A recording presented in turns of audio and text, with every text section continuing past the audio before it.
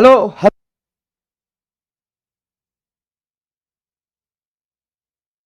Hello hello hello.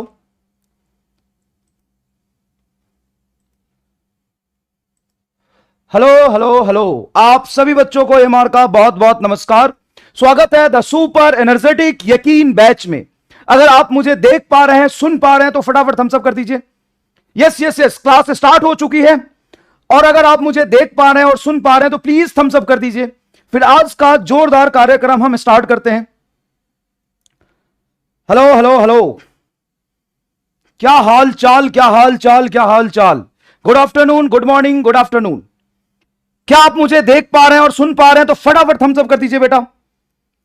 अगर आप मुझे देख पा रहे हैं, सुन पा रहे हैं तो फटाफट थम्स अप कर दीजिए। फिर आज का कार्यक्रम हम स्टार्ट करते हैं। मुझे कमेंट में कुछ भी नहीं दिखाई दे रहा है।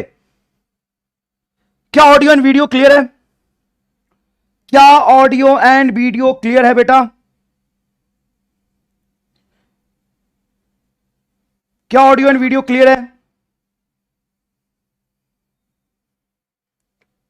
अगर आप मुझे देख पा रहे हैं, सुन पा रहे हैं तो फटाफट थम्स अप कर दीजिए। चलिए, सभी बच्चे मुझे देख पा रहे हैं और सुन पा रहे हैं। सबसे पहले आप सभी बच्चों का बहुत बहुत स्वागत है the super energetic and India's most strongest batch for NEET 23। इसमें जितने भी टीचर हैं आपके, वो सारे highly experienced, thousands of kilos of selection जिन्होंने दिया है, किलोज ऑफ सिलेक्शन, किलो में सिलेक्शन दिया है। और हमारे साथ भी 100-200 किलो जनता जुड़ चुकी है। ये किलो कौन सा नया वर्ड है, अभी समझाएंगे ना। पढ़ते तो आप किलो, कितने लोग किलो समझ रहे हैं? 100 किलो जनता जुड़ चुकी है हमारे साथ। इसका क्या मतलब है, फटाफट बताइए। 100 किलो जनता जुड़ चुकी है हमारे साथ, इसका क्या मतलब है, फटाफट बताइए। तो चलिए बेटा, शुरू करते हैं आज का यकीन बैच का फिजिक्स सेक्शन में सबसे पहला क्लास। तो आज के क्लास में बेटा हम लोग जो कवर करने वाले हैं वो है फन विथ बेसिक मैथमेटिक्स। जहां पे आप अटकते हैं, जिस कैलकुलेशन से आप घबराते हैं, जहां पे आपका पेन चलना बंद हो जाता है, वहां आपको जोरदार एमआर स्टार बता के आपको कंसेप्ट समझाएंगे और मुश्किल कैलकुलेशन को एक लाइन में करना सिखाएंगे। Fun with basic math, basic math and logarithm and log के कंसेप्ट को भी आज हम लोग समझेंगे। लॉग, ठीक है। तो चलिए बेटा स्टार्ट करते हैं। और स्टार्ट करने से पहले थोड़ा बहुत आपसे बात कर लेते हैं। देखो, जो क्लास शिफ्ट हुआ था 100 किलो का मतलब समझ गए कितनी जनता जुड़ चुकी है हमारे साथ? 100 किलो जनता जुड़ चुकी है। 100 किलो जनता जुड़ चुकी है। 100 किलो जनता जुड़ चुकी है। तो 100 किलो जनता का मतलब बताइए क्या होता है। सबसे पहली बात, बेसिक मैथ को हम स्टार्ट कर रहे हैं बेटा अभी। और बेसिक मैथ स्टार्ट करना है, आगे बहुत सारा कंसेप्ट पढ़ना है। बिल्कुल बेसिक से आपको पढ़ाया जाएगा। तो क्या बेसिक ही पढ़ाया जाएगा? नहीं, नीट का लेवल अगर आप मानते हो यहां पे है तो आपको यहां से उठाया जाएगा। धीरे धीरे धीरे धीरे धीरे आपको नीट के लेवल तक लाया जाएगा और यहां नहीं छोड़ा जाएगा, आपको यहां तक लेके जाया जाएगा। और यहां तक भी जाना बहुत जरूरी है। और यही एक एक्सपर्ट टीचर का टैलेंट होता है कि आपको यहां से ना उठाए, यहां से ना शुरू करे, आपको यहां से उठाए। एकदम बेसिक से, सरफेस से आपको उठाते उठाते उठाते उठाते हम लेके आएंगे यहां तक, और फिर नीट से अपर लेवल तक भी ले जाएंगे। और ये ले जाने का एक तरीका होता है, एक प्रोसेस होता है, और उस प्रोसेस से आपको हम चल के लेके जाएंगे। लेकिन उसमें संघर्ष आपको बहुत ज्यादा करना पड़ेगा। तो चलिए कुछ बातें समझते हैं कि आपको लेक्चर कैसे अटेंड करना है, आगे आपको कैसे प्रोसीड करना है। सबसे पहले, आज इस लेक्चर के बाद आधे घंटे बैठना और आत्ममंथन। सभी बच्चों का जवाब एकदम सही है। आत्म मंथन करना। क्या करना? आत्म मंथन करना कि तुम्हें ड्रॉप क्यों लेना पड़ा, तुम्हारा सिलेक्शन अपियरिंग में क्यों नहीं हुआ, या फर्स्ट ड्रॉप में तुम्हारा सिलेक्शन क्यों नहीं हुआ। उसके XYZ रीजन होंगे और हर बच्चे का कुछ अलग अलग रीजन होगा। तो कुछ बड़ा करने का पहला स्टेप होता है। अच्छा एक मिनट और, क्या जैसा कि हमने ओरिएंटेशन सेशन में आपसे प्रॉमिस किया था कि आपको क्वालिटी ऑप्शन मिल जाएगा, क्या आपको क्वालिटी ऑप्शन मिल रहा है? बहुत बढ़िया। क्या आपको स्पीड का ऑप्शन मिल रहा है? बहुत बढ़िया। क्वालिटी एंड दोनों स्पीड का ऑप्शन आपको मिल रहा है? बिल्कुल बिल्कुल बिल्कुल बिल्कुल, सभी बच्चों का जवाब सही है, बिल्कुल बिल्कुल। 1 लाख जनता हमारे साथ जुड़ चुकी है और ये सही बात है, 1 लाख जनता हमारे साथ जुड़ चुकी है, बिल्कुल बिल्कुल, ठीक है ना। अब मेरी बात ध्यान से सुनिएगा जो हम कर रहे थे। सबसे पहले एक्सेप्ट योर मिस्टेक, वो गलती जिस गलती के बाद आपके जीवन में पाई का फेस डिफरेंस आ गया था, सिलेक्शन से आप दूर चले गए थे, वो मिस्टेक जिसके बाद आपने अपना कॉन्फिडेंस खो दिया था, वो टर्निंग पॉइंट जहां से आप सिलेक्शन से दूर होने लगे थे, उसको लिखिए। आपका रीजन कुछ भी हो सकता है आपके रीजन घर वाले हो, या हो सकता है कुछ लड़कों का रीजन कुछ लड़कियां हो और कुछ लड़कियों का रीजन कुछ लड़के हो, फ्रेंडशिप प्यार व्यार का चक्कर हो सकता है एक्सेस प्रेशर आपने नहीं झेला हो सकता है आपने रिवीजन नहीं किया हो, कुछ भी हो सकता है। तो for all boys and girls छोटी सी लाइन है और हमेशा इसको याद रखना, छोटी सी लाइन है, हमेशा इसको याद रखना। For all boys and as well as girls, सब लोगों के लिए, सारे लड़कों और सारे लड़कियों के लिए लाइन है। डॉक्टर बनने से अच्छा ना तो फेयरनेस क्रीम है ना ही जिम है।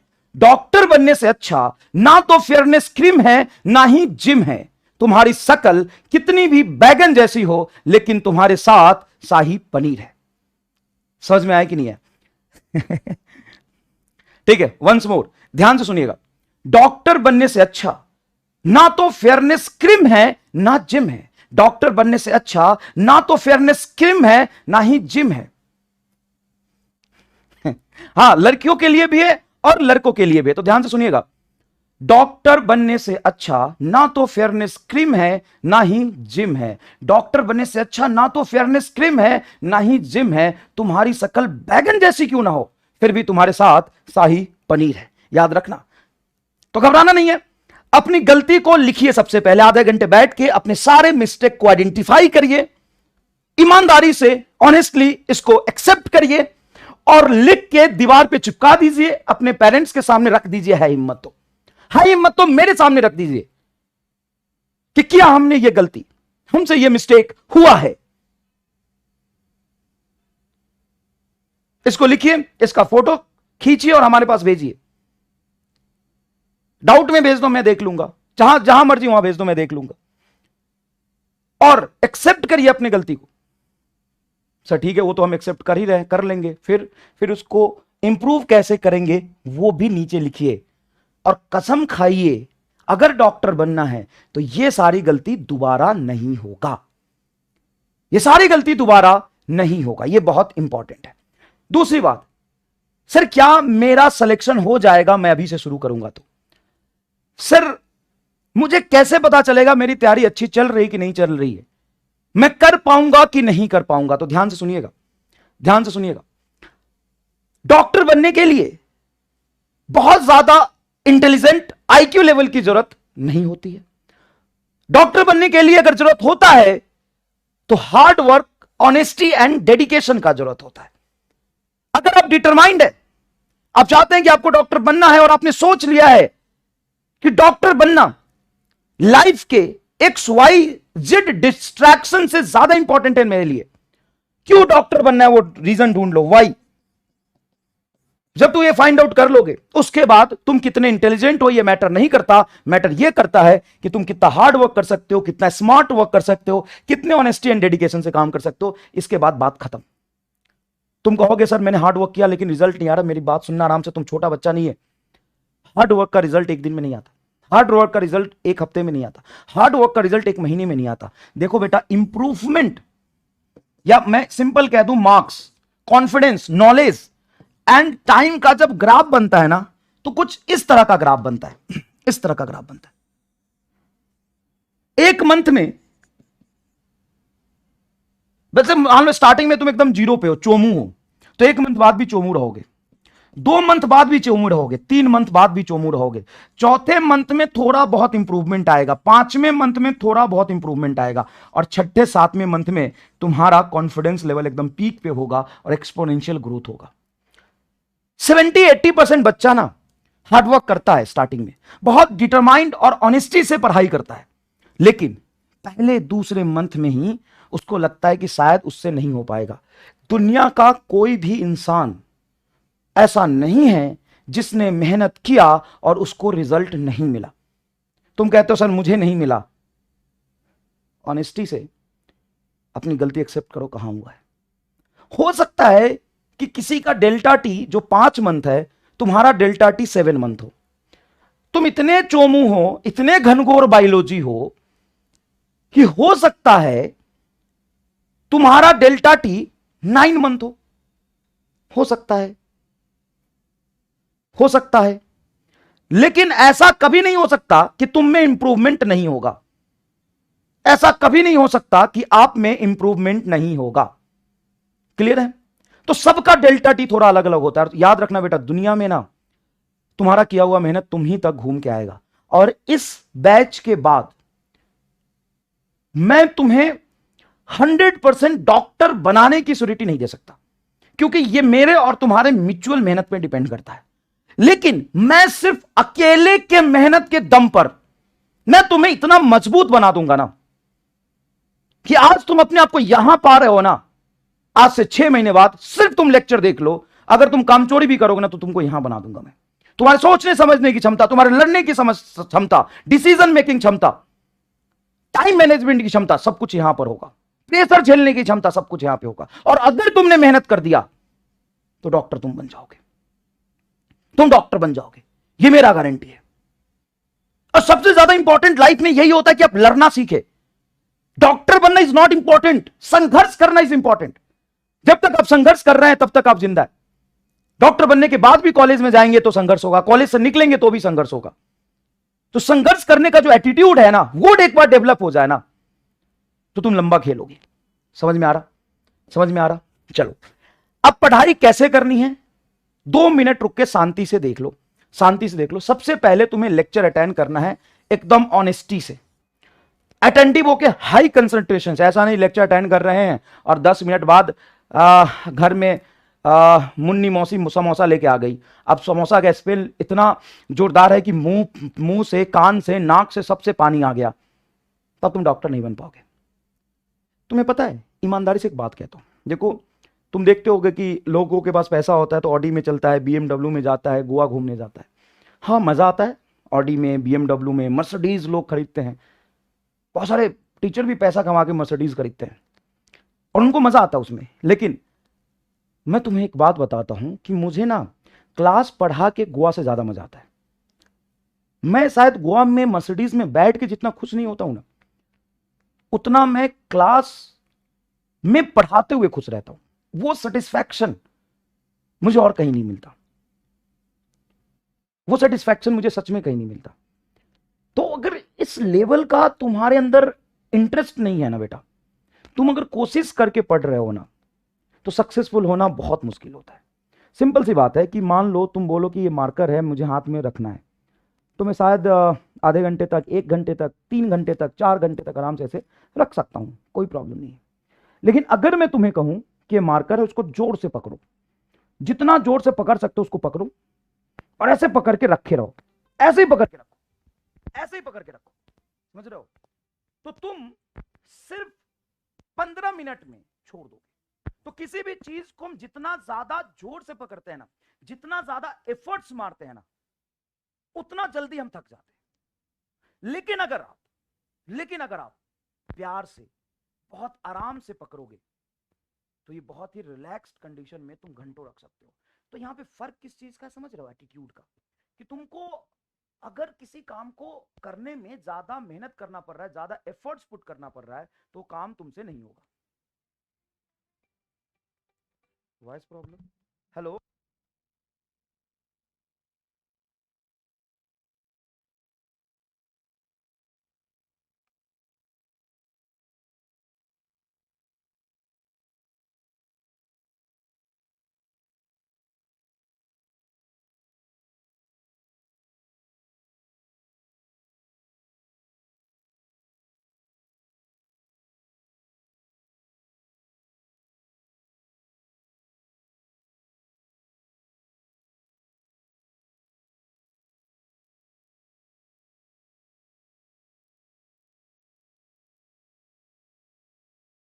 क्यों बता रहा? Hello hello hello hello hello hello hello. देखो बेटा, तो ऐसा है कि अगर आपको एफर्ट्स डालना पड़ रहा है किसी काम को करने में, जबरदस्ती किसी काम को ना आप कभी भी नहीं कर सकते। जबरदस्ती किसी को आप अपना नहीं बना सकते। मान लो कोई तुम्हें पसंद है और तुम उसको जबरदस्ती अपना बनाने की कोशिश कर रहे हो, जबरदस्ती फोर्सफुली, तो शायद तुम उसको अपना नहीं बना पाओगे।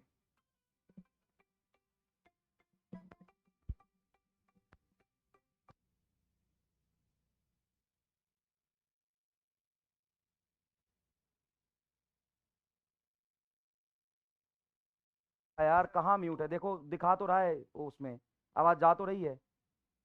हेलो हेलो हेलो, जा तो रही है आवाज? जा तो रही है आवाज? देखो हेलो, कम जा रही है क्या आवाज? कम जा रही है क्या आवाज?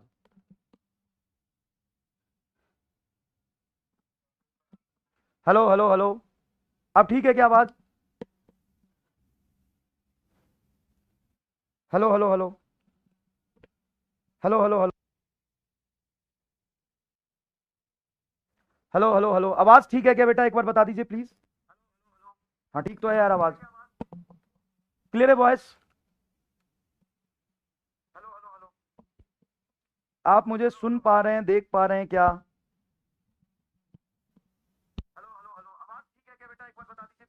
सही तो है आवाज यार? वॉइस ठीक क्लियर है क्या?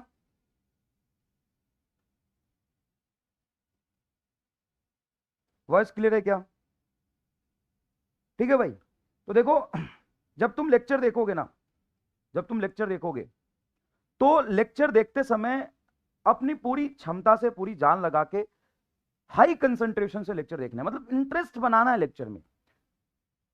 ऑफ ऑनलाइन में ऑफलाइन की फील देके तो हम आपको पढ़ाएंगे ही, लेकिन साथ साथ में आपको भी एफर्ट्स डालना पड़ेगा उतना ही, लेक्चर को देखने के लिए उतना ही एफर्ट डालना पड़ेगा। अरे भाई साहब स्पीड ऑफ लाइट से कमेंट कर रहे हो, low voice low voice. Hello hello hello, ये वॉइस ठीक है यार? अपने साउंड सिस्टम का, मोबाइल का, लैपटॉप का साउंड बढ़ा लीजिए थोड़ा।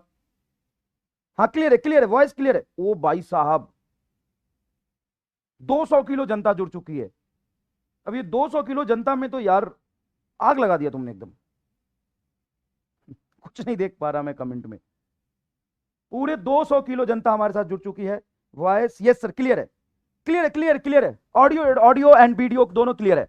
तो देखो लेक्चर हमेशा हाई कंसंट्रेशन से देखना बेटा, लेक्चर हाई कंसंट्रेशन से देखना, क्लियर है? देखो हम पूरी कोशिश कर रहे हैं कि आपको अच्छे से अच्छा लर्निंग एक्सपीरियंस दे। फर्स्ट क्लास में होता है थोड़ा सा ये, क्या है कि इतनी ज्यादा जनता जुड़ चुके हैं, 200 किलो जनता, तो 200 किलो जनता को संभालने में थोड़ा सा मेहनत लगता है, लेकिन ये धीरे धीरे सेटल डाउन हो जाएगा, चिंता मत करिए। और कभी कभी वीक में एक आध दो दिन लेक्चर प्लानर में, मतलब हो सकता है फिजिक्स की जगह केमिस्ट्री आ जाए, केमिस्ट्री की जगह बायोलॉजी आ जाए, कभी कभी होता है। और तुम इतना यार मेच्योर हो, तुम पांचवी छठी के बच्चे थोड़ी ना हो कि पूरा तुमने डाउट सेक्शन में 84,000 ये डाउट आया, 84,000 ये डाउट आया कि पहली क्लास बायोलॉजी की जगह पे केमिस्ट्री की क्यों हो गई। यार तुम इतना रेसिस्टेंस लेके बैठोगे तो हम तो तुमको नहीं पढ़ा पाएंगे यार बेटा। इतना रेसिस्टेंस लेके मत बैठो, थोड़ा सा फ्लेक्सिबल रहो। 84,000 लोगों ने ये पूछा कि सर बायोलॉजी की जगह केमिस्ट्री कैसे आ गया? क्या तुम अलग अलग दिमाग लेके बैठते हो क्या? बायोलॉजी के लिए ये चिप लगाया, केमिस्ट्री के लिए ये, और फिजिक्स के लिए ये।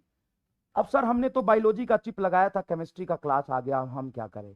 इसमें सर हमारी गलती नहीं है सर, ये तो हमार जेन्यून प्रॉब्लम बा सर, ये तो हमार जेन्यून प्रॉब्लम बा। अरे रामलाल,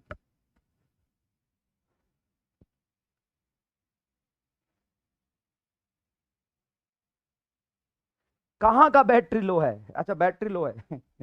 ठीक है, चलिए आगे। तो सबसे पहले आपको हाई अटेंशन से लेक्चर देखना है। नोट्स के बारे में बहुत सवाल पूछते हैं कि बच्चे नोट्स कैसे बनाना, तो ध्यान सुनना। जब मैं तुम्हें थ्योरी समझा रहा होता हूं उस समय थोड़ा सा समय निकाल के ड्यूरिंग लेक्चर थोड़ा बहुत नोट्स बना लेना। और तुमको लग रहा है कि तुम नहीं बना पाए, तो तुमको पता है कि एक स्लाइड पे कितना लिखा हुआ है, उसको जगह छोड़ के तुम उसको आफ्टर क्लास कंप्लीट कर लेना। मतलब दोनों यूज कर लो, during class and after class दोनों चलेगा, है ना बेटा? ड्यूरिंग क्लास भी आपने बना लिया थोड़ा नोट्स,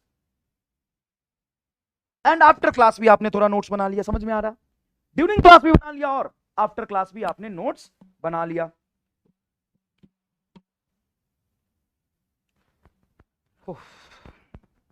ठीक है, देखते हैं क्या कर सकते हैं वॉइस का। Hello hello hello hello hello hello, अब ठीक है? अब ठीक है क्या वॉइस?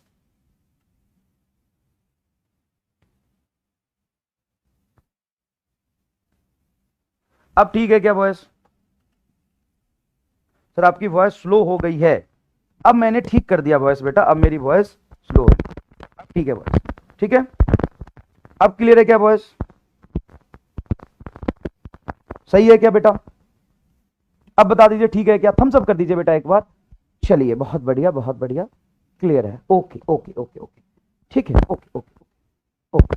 अब ध्यान से सुनिएगा, ध्यान सुनिएगा, ध्यान से सुनिएगा बेटा। अब ठीक है, अब आग लगा देंगे, चिंता मत करो तुम। अरे बहुत सही, जोरदार।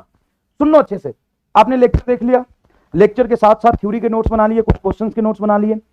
जो मैं क्वेश्चन कराता हूं उसको उसी समय रफ में सॉल्व कर लिया करो, बाद में लेक्चर के बाद उसको नोट कर लिया। उसके बाद बेटा स्लाइड में ही कुछ होमवर्क दिया करूंगा रोज रोज में, अलग से पीडीएफ नहीं दूंगा, मैं लेक्चर में ही आपको कुछ होमवर्क दिया करूंगा, साथ में आपको डीपीपी मिलेगा। डीपीपी आप तब करना जब लेक्चर के होमवर्क आप कर लो, फिर आप डीपीपी करना। डीपीपी का सॉल्यूशन तो आपको क्विज फॉर्मेट में साथ साथ मिलता रहेगा, लेकिन होमवर्क के जो मैंने क्वेश्चन दिए हैं वो नेक्स्ट क्लास में मैं डिस्कस करूंगा। ये कब डिस्कस करूंगा मैं? नेक्स्ट क्लास में। नेक्स्ट क्लास में जो आपको पॉपुलर डाउट्स होंगे वो भी मैं लूंगा। नेक्स्ट क्लास में मैं लास्ट क्लास के होमवर्क को डिस्कस करूंगा। नेक्स्ट क्लास में मैं क्विक रिवीजन भी कराऊंगा, फिर मैं आगे बढ़ूंगा। डीपीपी होगा, फिर मैं मॉड्यूल से भी कुछ होमवर्क दिया करूंगा। अब आपके मन में सवाल होगा कि सर कितना जरूरी है? देखो बेटा, कितना जरूरी है इसका कोई यूनिवर्सल आंसर नहीं है। इंपॉर्टेंट यह है कि आप कितना कर पा रहे हैं। तो एक प्रायोरिटी सेट करते हैं कि पहले हमको क्या करना है। तो सबसे पहले आपको करना है लेक्चर, फिर लेक्चर के साथ साथ नोट्स बनाने हैं थ्योरी वाले, कुछ रह जाए थ्योरी के और क्वेश्चन के वो बाद में बनाने हैं। लेक्चर में मैं बहुत सारा सवाल कराता हूं, तुम जानते होगे, बहुत सवाल, अनंत सवाल। अगर तुम सिर्फ लेक्चर के सवाल कर लो, ये सब छोड़ दो, वो भी सफिशिएंट है इटसेल्फ। मेरे लेक्चर के नोट्स और उसके साथ जो होमवर्क दिया है ये सेल्फ सफिशिएंट है। यहां से नीट में जो 50 सवाल पूछे जाते हैं जिसमें से 45 करने होते हैं, मेरे क्लास से सिर्फ क्लास नोट से 47-48 क्वेश्चन मैच कर जाता है। तो बढ़िया सर, फिर हम आगे क्यों करें? आगे बेटा जितना प्रैक्टिस करोगे ना उतना कॉन्फिडेंस बढ़ेगा इस पे। ये इसलिए नहीं है क्योंकि ये जरूरी है, ये इसलिए है कि ये आपके कॉन्फिडेंस बढ़ाने के लिए जरूरी है। यहां पे खड़ा होकर सारी बात क्लियर कर देता हूं आज मैं। मेरे पढ़ाए हुए क्लास नोट्स ही नीट के लिए सेल्फ सफिशिएंट है। आप क्लास में लेक्चर देखें, नोट्स बनाएं और क्लास के होमवर्क कर ले, ये 100% सफिशिएंट है। क्लास में ही मैं पीवाईक्यू करा देता हूं भाई मेरे। पीवाईक्यू सारे के सारे 90% मेरे क्लास नोट्स में होते हैं, तो वही इंपॉर्टेंट है, ठीक है। उसके बाद जो डीपीपी होता है ना, वो आपके रिवीजन के लिए होता है कि क्लास में जो आपने पढ़ा उससे कितना सीखा। और जो मॉड्यूल होता है वो और आपके कॉन्फिडेंस को पीक पे लेके जाता है। तो काम करते सबसे पहले मॉड्यूल कर लेके आते। रामलाल घोर बायोलॉजी एक प्रायोरिटी सेट करते हैं कि सबसे पहले में क्या करना है। तो ये जब कर लिया, टाइम बचा तो डीपीपी कर लिया, जरूरी है डीपीपी कर लिया। डीपीपी करके भी टाइम बच रहा है तो ये करो, लेकिन डीपीपी में तक तुम्हारा टाइम खत्म हो जा रहा है तो इतना ही करो, जरूरी नहीं है करना। लेकिन अगर तुम्हें टाइम मिल रहा है क्योंकि तुम्हें सेलेक्ट होना है, तुम कोई भी कमी नहीं छोड़ना चाहते हो, 0.01% भी कमी नहीं छोड़ना चाहते हो, तो ये है तुम्हारा स्टॉप पॉइंट, ये है तुम्हारा स्टॉप पॉइंट।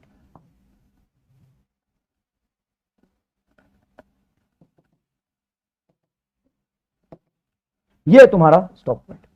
दूसरी बात, जब हम एक चैप्टर कंप्लीट कर लेंगे, चाहे वो बेसिक मैथ का हो, वेक्टर का हो, काइनेमेटिक्स का हो, लॉज ऑफ मोशन का, उसके बाद आपको चैप्टर वाइज असाइनमेंट हम दे देंगे। उस चैप्टर वाइज असाइनमेंट में कंप्लीट चैप्टर से कुछ नए क्वेश्चंस होंगे, असर्शन रीजन होंगे, बहुत सारे सवाल होंगे, ठीक है। वो आपको असाइनमेंट का डिस्कशन कराया जाएगा। साथ साथ में मैं खुद रिकॉर्डेड लेक्चर के फॉर्म में आपको summary lecture plus short notes दूंगा। जब आप काइनेमेटिक्स कंप्लीट कर लेंगे, लॉज ऑफ मोशन कंप्लीट कर लेंगे, तो आपको 100% उस पर कॉन्फिडेंस होगा, आपको सारा कंसेप्ट पता होगा। लेकिन 4 महीने बाद जब वो टेस्ट में आ रहा होगा तो आप भूल जाएंगे। जब आप भूल जाएंगे तो क्या 10 लेक्चर आप पूरा से देख सकते हैं दोबारा से? नहीं। तो क्या करें सर, कैसे रिवाइज करें? तो 1.5 घंटे का 2 घंटे का मैं एक समरी लेक्चर दूंगा हर चैप्टर कंप्लीट होने के बाद, रिकॉर्डेड फॉर्म में, शॉर्ट नोट्स के साथ। अगर मजा आया तो कमेंट बॉक्स में आग लगा दो कि सर ये तो हमारे रिवीजन की सारी समस्याओं को खत्म कर देगा। एनसीईआरटी के इंपॉर्टेंट क्वेश्चन मैं खुद ही अपने नोट्स में इंक्लूड कर लूंगा, ठीक है। प्लस असाइनमेंट में भी एनसीईआरटी के क्वेश्चन मैं बचे हुए दे दूंगा। खत्म हो गया, क्लास नोट्स हो गया, पीवाईक्यू हो गया, एनसीईआरटी हो गया, क्लास में जो होमवर्क है अगले दिन डिस्कस हो गया। सर जो मोस्ट पॉपुलर डाउट थे सर वो भी डिस्कस हो गया। सर लास्ट क्लास का आपने रिवीजन करा के आगे पढ़ाया, ये भी समझ में आ गया। सर डीपीपी भी मिल गया, उसका सॉल्यूशन भी मिल गया। सर मॉड्यूल से आपने कुछ होमवर्क दिया, वो भी मिल गया। उसके बाद चैप्टर खत्म होने के बाद असाइनमेंट मिला, असाइनमेंट में नए सवाल और एनसीईआरटी के सवाल होंगे, सर उसका भी डिस्कशन हो गया। सर सब हो गया, चैप्टर में पूरा कॉन्फिडेंस आ गया। लेकिन 3 महीने बाद ये पूरा प्रोसेस हम रिपीट नहीं कर पाएंगे। और बेटा आज हमें रिवीजन करने की जरूरत पड़ती है पढ़ाने से पहले। तो तुम तो छोटे बच्चे हो, एकदम घनघोर बायोलॉजी हो, तो तुम इतने घनघोर बायोलॉजी हो कि तुम्हें इस फिजिक्स के 10 लेक्चर एक दिन में कैसे रिवाइज कर पाओगे? उसके लिए तुम्हारे पास समरी लेक्चर रिकॉर्डेड फॉर्म में, शॉर्ट फॉर्म में होगा, जिसमें जो मैराथन जैसे मैंने कराया था ना, 12 घंटे लगातार पढ़ा के 11th क्लास कंप्लीट किया था, जिसको 20 लाख से 21 लाख बच्चे देख चुके हैं, उसमें बहुत ही कंप्रेस्ड फॉर्म में मैंने थ्योरी लिख के रिवाइज कराया था। उससे और बेहतर and creative math, mind map के थ्रू, चार्ट के थ्रू थ्योरी को कंप्रेस करूंगा, लेक्चर में नहीं, लेक्चर में नहीं, इसमें सारा अपनी 10 साल का एक्सपीरियंस झोंक दूंगा और वो शॉर्ट नोट्स को एक्सप्लेन करूंगा, तभी तो समरी लेक्चर कहलाएगा। और वो मैं दूंगा जो तुम्हें एग्जाम तक रिवीजन करने में काम आएगा, एग्जाम तक रिवीजन करने में काम आएगा, ठीक है। अब आते हैं कि बेसिकली फिजिक्स को पढ़ने का एटीट्यूड क्या होना चाहिए। तो देखो बेटा, फिजिक्स में एकदम बेसिक से पढ़ाऊंगा और एवं नीट लेवल लेके जाऊंगा। तो सर पढ़ा दोगे, कंसेप्ट हम सारा सीख लेंगे? हां। क्या कंसेप्ट सीखने से सवाल हो जाते हैं? नहीं, कभी भी सिर्फ कंसेप्ट का गेम नहीं है नीट। नीट सिर्फ कंसेप्ट का गेम नहीं है। तो किस चीज का गेम है नीट? नीट गेम है लैंग्वेज का। कंसेप्ट पढ़ने के बाद उस कंसेप्ट से घुमा फिरा की कहानी बना के सवाल कैसे पूछा जा सकता है, उसका गेम है नीट। जैसे मैं एग्जांपल बताता हूं, 6 लाइन, 8 लाइन, 10 लाइन का सवाल होता है।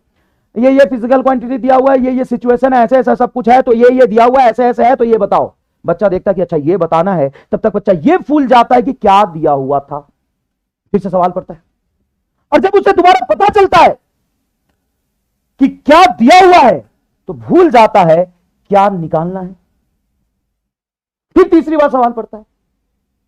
तो ये चीजें आपको स्टार्टिंग से ही लाना पड़ेगा। सर कैसे आएगा?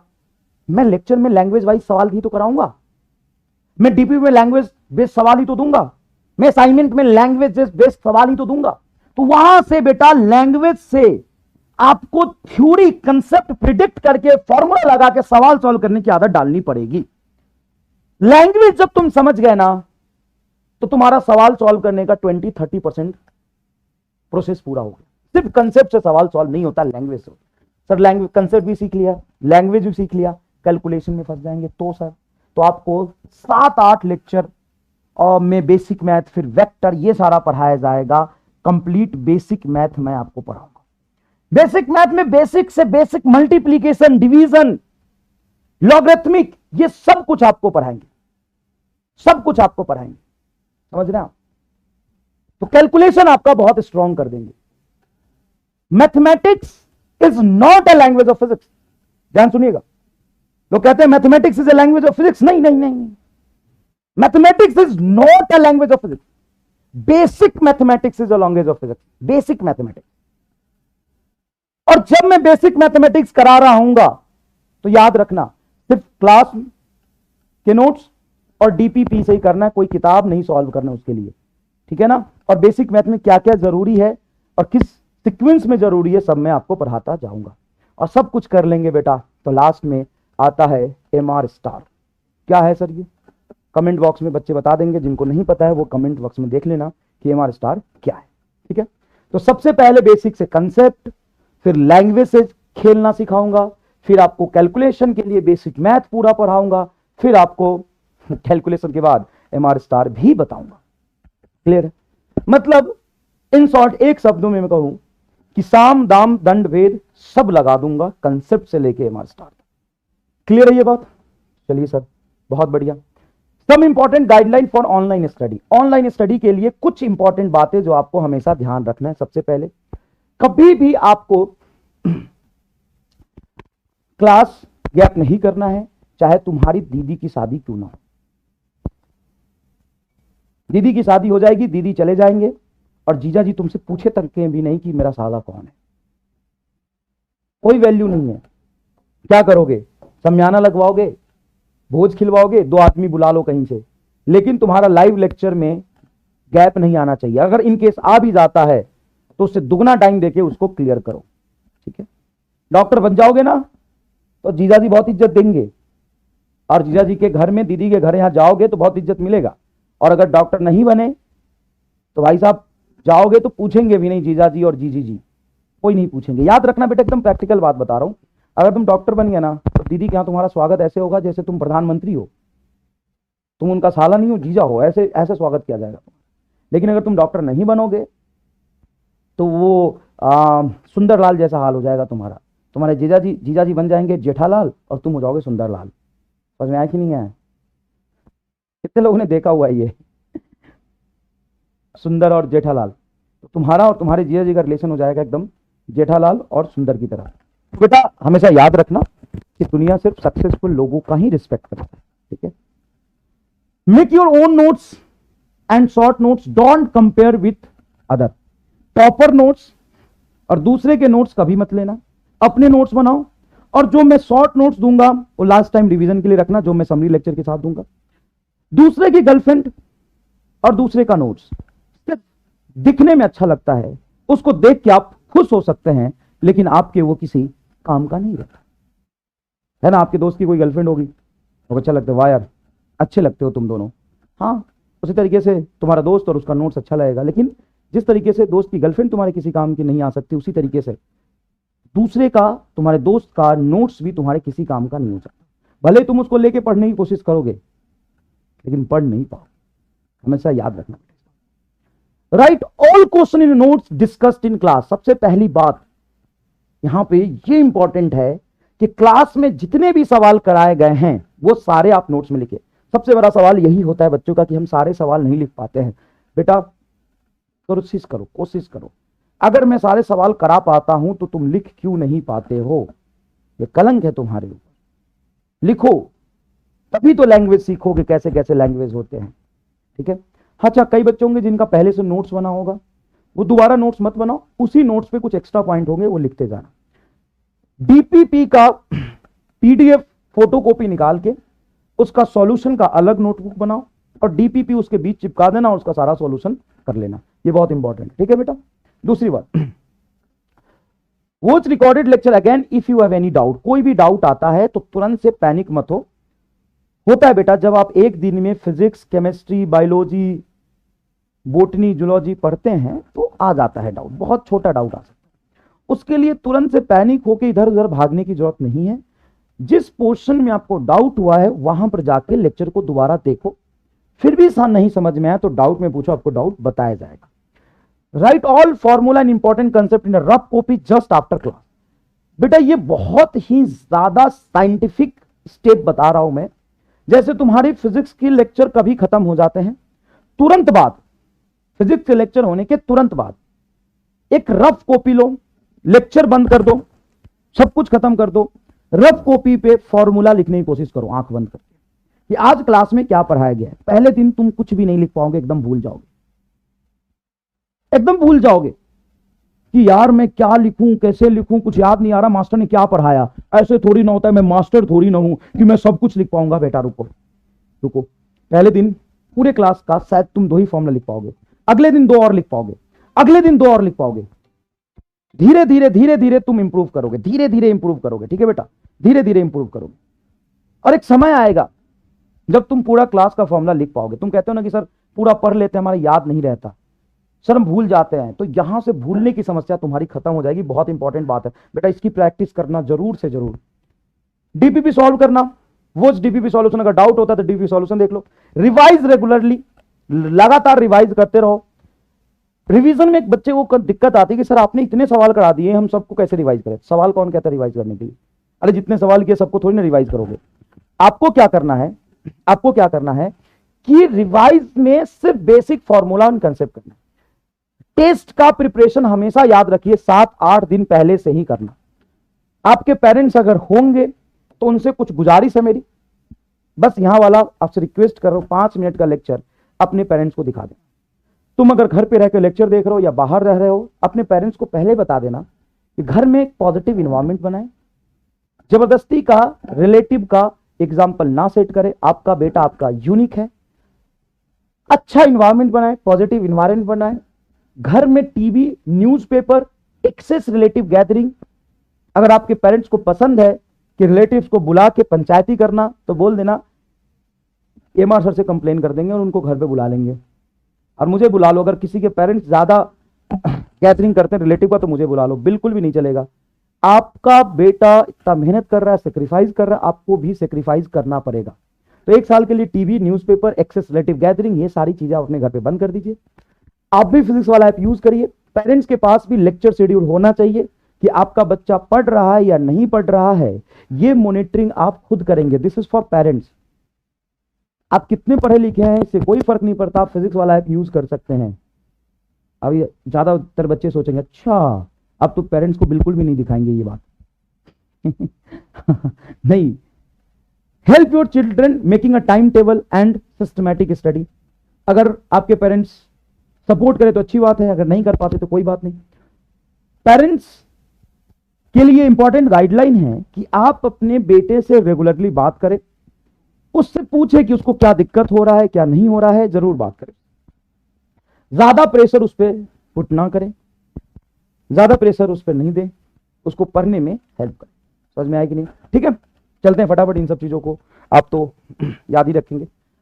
पढ़ाई करते सबसे पहले मैंने बोला था कि 1 किलो जनता जुड़ गया है। किलो का मतलब होता है by default 10 to the power 3। तो 1 किलो नहीं मैंने बोला था, 100 किलो। तो जब कहीं लिखा हो 100 किलो जनता, वो मास के लिए भी हम यूज कर सकते हैं, केजी होता, लेंथ के लिए मीटर होता, 100 किलोमीटर। के को हटा के आप लिख सकते हो, देखो 100 के को हटा के आप लिख सकते हो 10 टू द पावर 3। तो 10 टू द पावर 3 इंटू 100 जनता कितने हो गया सर? 3 और 2 5, तो 5 0 लिख दो सर। 1 2 3 4 5। अब बताओ कितनी जनता हो गई? 1 लाख जनता। सभी ने अच्छा जवाब दिया। 1 पीसी का क्या मतलब होता है? तो बच्चे ये बहुत बेसिक बात है, लेकिन याद रखना पीसी मतलब होता है पीको, और सी फॉर मैंने यहां पे यूज किया कुलम। कुलम चार्ज का वैल्यू लिखा है। 1 पीसी बेटा 1 पीसी होगा 10 to the power -12 coulomb. P का मतलब होता है, पिको का मतलब होता है 10 टू द पावर -12। यहां पे बेटा लिखा है नैनो कुलम, देखो एनसी। एनसी नैनो, नैनो का मतलब होता है बेटा 10 टू द पावर -9। देखो स्मॉल एन को हटा के मैंने 10 टू द पावर 9 लिखा। ये देखो माइक्रो फैराड, फैराड कैपेसिटर के लिए लिखा है मैंने। ये किसके लिए लिखा है बेटा? कैपेसिटर के लिए लिखा है। माइक्रो का मतलब होता है 10 to the power -6 farad. Millimetre ये डिस्टेंस के लिए लिखा है। स्मॉल एम मतलब मिली, मिली का मतलब होता है 10 to the power -3 metre. Kilo joule, J for energy, तो 10 to the power 3 joule. Kilo को हटा के 10 टू द पावर 3 लिखेंगे। मेगा, मेगा का मतलब होता है 10 to the power 6। 10 to the power 6 mega का वैल्यू होगा 10 to the power 6 volt. 10 to the 6 volt. Giga, giga का मतलब होता है 10 to the power 9 N for metre. कितने लोगों को ये सारी चीजें याद है? फर्मी मीटर भी लिख सकते हो। फर्मी का मतलब क्या होता है? फर्मी जैसे मैं एफएम लिखा हो, फर्मी, फर्मी का मतलब होता है 10 to the power -15 metre.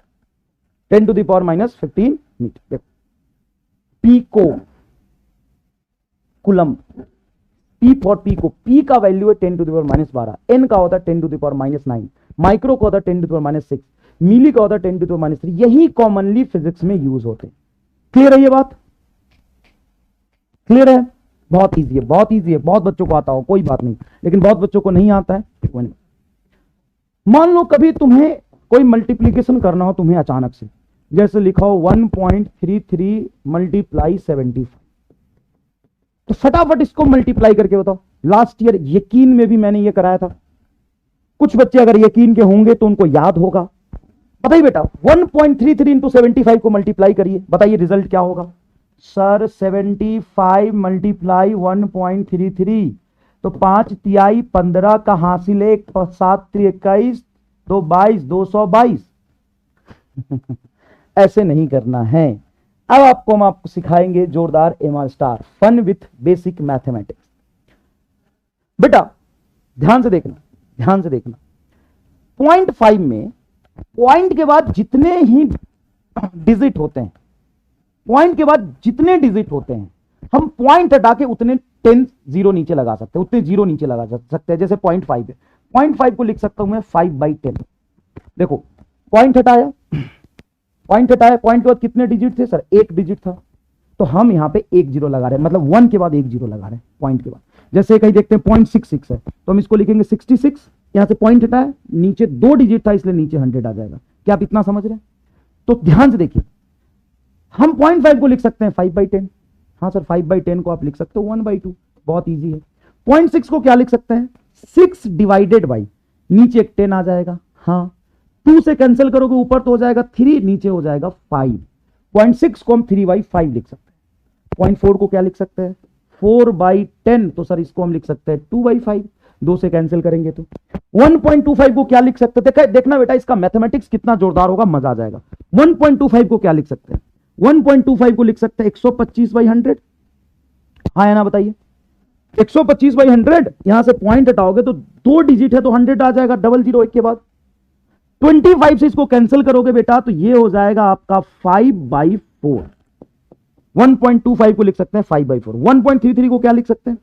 4/3। Sir ये नहीं समझ में आया, एक काम करो ना, 4 को 3 से डिवाइड करो, या 133 बटा ऐसा करो, 133/100 आएगा। पॉइंट के बाद 2 डिजिट है तो नीचे 2 जीरो लगाओगे।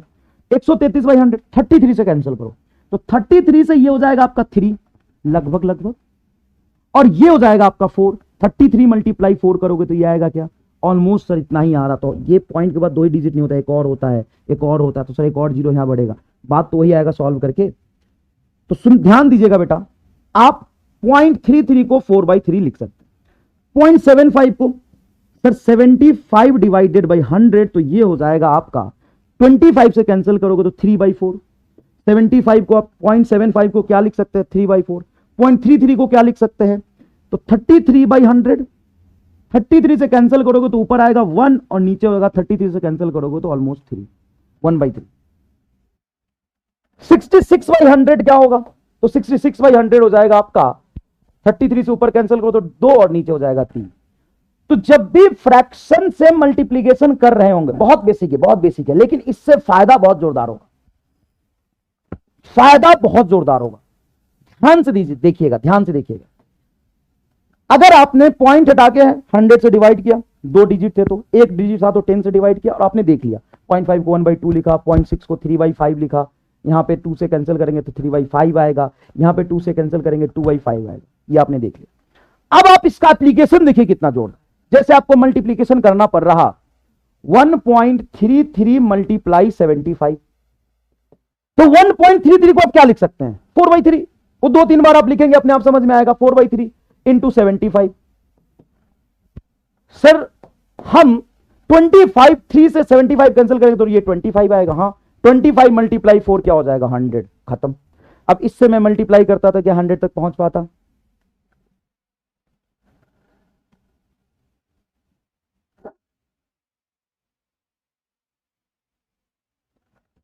हंड्रेड आ रहा क्या बेटा, जल्दी बताइए।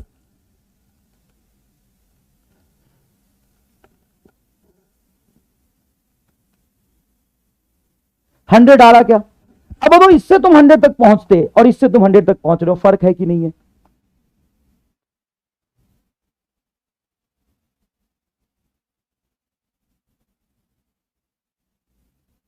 हाँ अप्रोक्सीमेट 100 आ रहा है। उस इसलिए बेटा, इसलिए घबराना नहीं, इसलिए क्योंकि 1.33 जब हम 4/3 लगते हैं तो 4/3 एक्चुअल में ये होता है 1.3333, ये और 2-3 बार 3 होता है, तो हम अप्रोक्सीमेशन में लिख रहे हैं ना, अप्रोक्सीमेशन में। कैलकुलेशन फिजिक्स में करोगे तुम्हें एग्जैक्ट आंसर नहीं चाहिए, तुम्हें एग्जैक्ट आंसर नहीं चाहिए।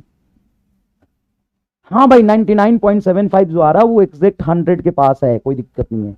99.75 से लेके क्या करोगे तुम, उसको 100 लिख दो चलेगा। तुम फिजिक्स का पेपर लिख रहे हो कि मैथमेटिक्स का पेपर लिख रहे हो? सर अगर ऑप्शन एकदम पास पास आ गया, एकदम पास पास ऑप्शन है तो क्या करेंगे, तो लगा लेना ये, नहीं तो 99.99% जगह पे यही चलेगा। क्लियर है, क्लियर है। ये देखो 1.33 मल्टीप्लाई 12। अब तुम एकदम फ्रैक्शन में मल्टीप्लीकेशन करने गए तो बहुत समस्या होगा। यहां पे देखना जोरदार तरीके से मैं कैसे करता हूं। 4/3 मल्टीप्लाई 12, 4 3 12। अरे भाई 3 से 12 कैंसिल करोगे 4, 4 मल्टीप्लाई 4 16। बजाओ ताली, मजे आए कि नहीं है, मतलब मजे आए कि नहीं है, मजे आए कि नहीं है बताओ। जैसे ये 16 मल्टीप्लाई 0.25। अब करो एग्जैक्ट, अब एग्जैक्ट करोगे तो भी यहां तो एग्जैक्टली आंसर मैच करेगा क्योंकि 0.25 1/4 होता है। कैसे, देखो पॉइंट के बाद 25 है तो डेसिमल पॉइंट हटाओ तो नीचे 100 लिखोगे, 25 100 है 1/4, ये रहा, तो आंसर क्या होगा 4। अब भाई साहब यहां पे एग्जैक्ट मैथमेटिकल ऑपरेशन तुम परफॉर्म करो, या तुम 0.25 को 1/4 लिखो, आंसर 4 आ गया। बोलो मजा आया कि नहीं आया। और किसी भी तरीके से करोगे ये तो 4 ही आएगा, ये तो 4 ही आएगा। ये देखो 0.66 मल्टीप्लाई 24, 0.66 को क्या लिख सकते हैं, याद करो क्या बताते हैं, 2/3। यहां पे 0.66 होगा या 0.67 भी हो सकता है बेटा, अप्रोक्सीमेशन में ये चलेगा, एक ही बात है। इसको लिख सकते हैं आप 2/3 मल्टीप्लाई 24। 3 से कैंसिल करो तो बताओ कितना होगा, 8 sorry 8 multiply 2 is equal to 16। अब सोचो कि तुम एग्जैक्टली इसको मल्टीप्लाई करते हो और यहां पे तुम डायरेक्ट 16 लिख रहे हो।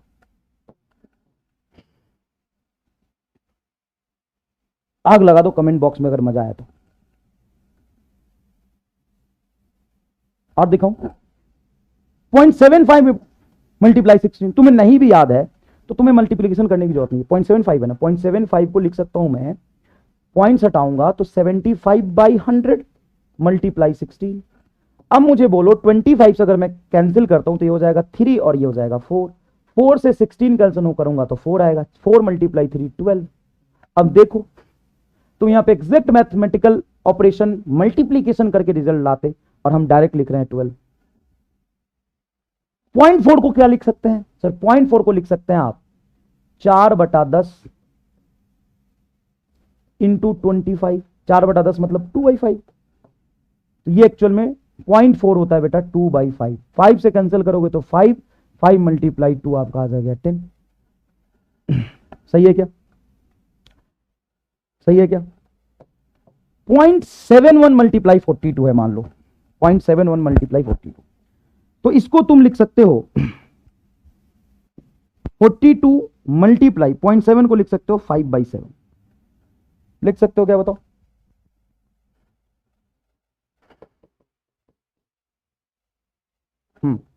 क्या 0.7 को 5/7 लिख सकते हैं? ऐसे समझो, ऐसे समझो 0.71 है तो इसको तुम लिख सकते हो 71/100।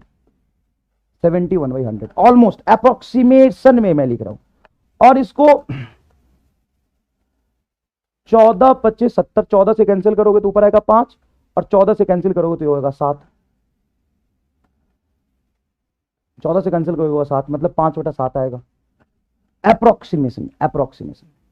तो 7 6 42, 5 6 30, ये आ जाएगा तुम्हारा आंसर। ये तो बस रेयर हो गया, सबसे मुश्किल वाला हो गया, थोड़ा सा हाई लेवल हो गया, बाकी तुम्हें यही मैथमेटिक्स आएगा ज्यादा। तो क्या आंसर आ रहा 30। अरे बहुत सही, आग लगा दिया। अब डिवीजन में इसका कैसे यूज करोगे, देखो बेटा कहने को तो ये मुश्किल डिवीजन है सर, 18 डिवाइडेड बाई 0.33। अरे भाई साहब 0.33 मतलब 1/3 बकलोल, और 3 ऊपर गया तो 18 मल्टीप्लाई 3 क्या होगा 54। 24 को 0.75 से डिवाइड करो, 24 डिवाइडेड बाई 0.75 को लिख सकते हो तुम 3/4। हाँ सर ये तो ठीक है। देखो ये मेन डिवीजन है और नीचे 3 डिवाइडेड 4 तो 4 ऊपर चला जाएगा तुम्हारा। 4 मल्टीप्लाई 24/3, ये इसको कैंसिल करोगे 8 से, 8 चौक 32, ये रहा तुम्हारा 32 आंसर। क्या ये मैथमेटिक्स आपको जमा कि नहीं जमा, बताओ।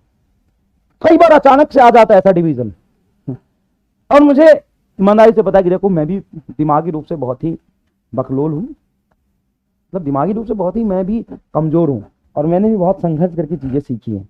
तो मुझे पता है कि तुम्हारा लेवल क्या है ना। तो तुम्हें ये चीज समझ आया होगा और अच्छा लगा होगा। समझ आया, मजा आ गया, जम रहा है, ये समझ एकदम घुस रहा है, समझ एकदम घुस रहा है। चलो एक जोरदार चीज बताता हूं। Point 3.87 multiply 0.4। अब मान लो ये भी फ्रैक्शन में जोरदार 3.84 मल्टीप्लाई 0.4, और ऑप्शन एकदम पास पास। अब तो लगा दिया लंका सर, अब तो ना हो पाई सर, ई वाला सर बहुत भारी हो गई।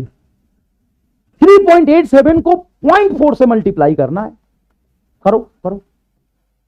3.87 मल्टीप्लाई 0.4, पोल क्रिएट करते हैं, एकदम लाइव क्लास का फील देते हैं आपको। आइए पोल क्रिएट करते हैं, क्यों पीछे रहे पोल क्रिएट करने में भैया हम, आइए।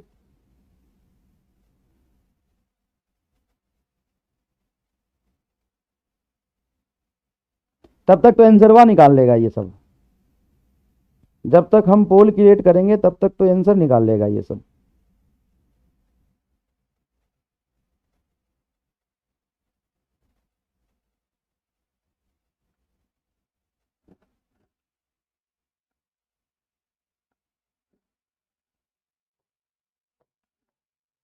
इसमें सही गलत नहीं बताना था क्या?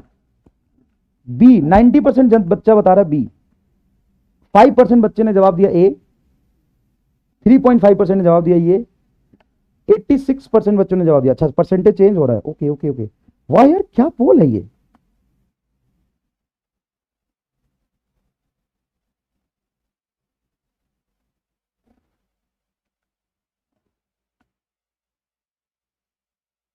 एटी 82% जनता ने जवाब दिया है, 82% जनता ने सही जवाब दिया है। 12% जनता यहां पे है, 5% जनता यहां पे है, कुछ 1.3% जनता यहां पे है। सारंग ध्रुवी ने 3.54 सेकेंड में जवाब दिया है, अनडिफाइंड। अनिरुद्ध, अभिराज, कृष्णा, वायत, मधुसूदन, बहुत बढ़िया बेटा। बाकी बहुत सारे बच्चों ने अच्छा जवाब दिया। यहां पे कुछ नाम शो कर रहा है इसलिए मैंने आपको बताया, कोई दिक्कत नहीं है, कोई दिक्कत नहीं है, एकदम बढ़िया फील आया बेटा। चलिए आगे बढ़े, चलिए आगे बढ़े, मजा आया।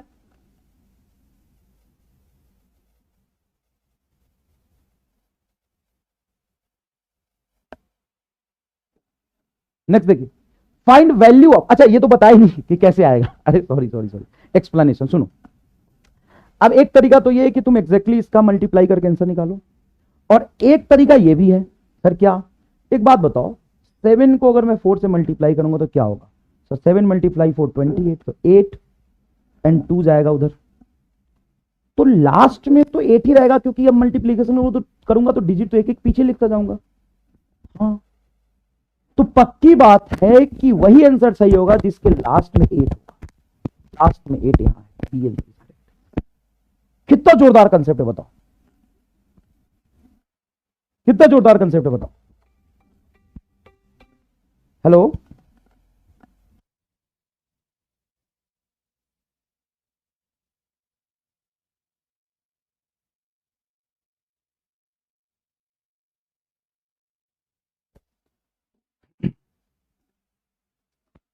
ठीक है बेटा।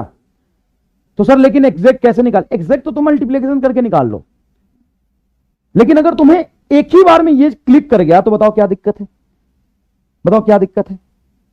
समझ आ रहा मैं क्या कह रहा हूं आपसे, समझ में आ रहा मैं क्या कह रहा हूं आपसे।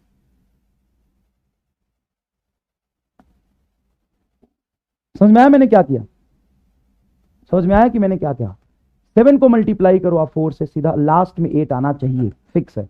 जिस ऑप्शन में लास्ट में 8 आ रहा तुम्हारा आंसर हो गया। तो ऐसे ऐसे आपको कैलकुलेशन में मदद मिल सकता है। जैसे मान लो ये है 1514 डिवाइडेड बाई 489, इसको डिवाइड करके बताओ कितना आएगा। फटाफट मैं पोल क्रिएट करता हूं,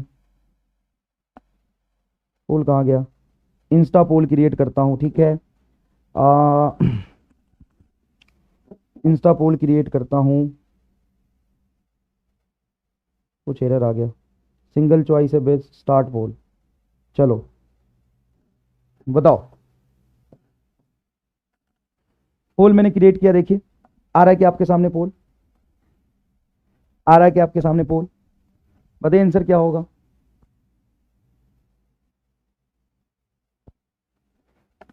बताइए आंसर क्या होगा, बताइए आंसर क्या होगा बेटा।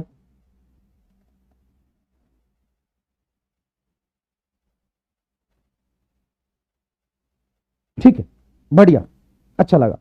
सिर्फ 55% बच्चों ने यह जवाब दिया, बाकी 24% बच्चों ने यह जवाब दिया है, 12% बच्चों ने यह जवाब दिया है और 8% बच्चों ने यह जवाब दिया। वो फ्रैक्शन में मैं कर, तो सिर्फ 50% बच्चों का जवाब यहां पे सही आता हुआ दिखाई दे रहा है। 24% बच्चों ने बी जवाब दिया है कि 3 आएगा सर, ठीक है। 12% बच्चों ने सी जवाब दिया है। अब देखते हैं यहां पे गेम कि दिक्कत कहां आ रही। एक बात बताओ बेटा, एग्जैक्ट अगर तुम इसको डिवीजन करने बैठे 15-14 को 489 से तो सबसे पहले यहां पे लिखोगे 3, इसका 3 गुना करके लिखो, क्योंकि 3 गुना जाएगा, देखो 1500 ये 400 समथिंग है, बहुत लेंदी है। लेकिन यहां पे तरीका है कि क्या मैं 1514 को सिर्फ 1500 लिख सकता हूं, सर आप कम ले रहे हो, कोई बात नहीं, और 489 को अप्रोक्सीमेशन में 500 ले सकता हूं क्या, सर ले लो। मतलब अब डिनोमिनेटर को थोड़ा ज्यादा ले रहे हो और ऊपर वाले को आपने क्या कर दिया, थोड़ा कम ले लिया, ठीक है। मैं होल नंबर में लेना चाह रहा हूं, तो ये 1514 1500 के पास है और 489 कितना है, 500 के पास हमने लिखा। और जब इसको डिवाइड करूंगा तो ये 3 समथिंग आएगा, क्या आएगा, 3 समथिंग आएगा, मतलब 3 आएगा, एग्जैक्टली 3 आएगा। अब मेरा आंसर आ रहा है 3 अप्रोक्सीमेशन में रफ कैलकुलेशन किया तो, लेकिन एक्चुअल में वैल्यू ऊपर ज्यादा है, तो मेरा आंसर 3 से ज्यादा आना चाहिए। लेकिन सर डिनोमिनेटर में एक्चुअल में वैल्यू कम है, तो डिनोमिनेटर का वैल्यू अगर कम होगा तो आंसर और बढ़ेगा, मतलब मेरा आंसर 3 से ज्यादा आना चाहिए। मेरा आंसर क्या होना चाहिए, 3 से थोड़ा ज्यादा होना चाहिए। 3 से ज्यादा कौन है, ए है। एग्जैक्ट 3 तो तब होता ना जब ये 1500 और 500 होता। सर हम 3 तो लिख ही सकते हैं ना अप्रोक्सीमेशन में, अप्रोक्सीमेशन में नहीं लिखना ना, आंसर पास पास है। आप 3 तब लिख सकते थे जब ऑप्शन ऐसा होता, कुछ 4 3 8 2। ऑप्शन देने पे डिपेंड करता है कि आपको कौन सा कंसेप्ट अप्लाई करना पड़ेगा। अगर यहां पे सवाल में ऑप्शन ये होता 3 4 8 2 तो आप 3 टिक करते, लेकिन यहां पे जब पास पास में तो 3 थोड़ी टिक कर दोगे। 24% घनघोर बायोलॉजी, आंसर आएगा आपका ए।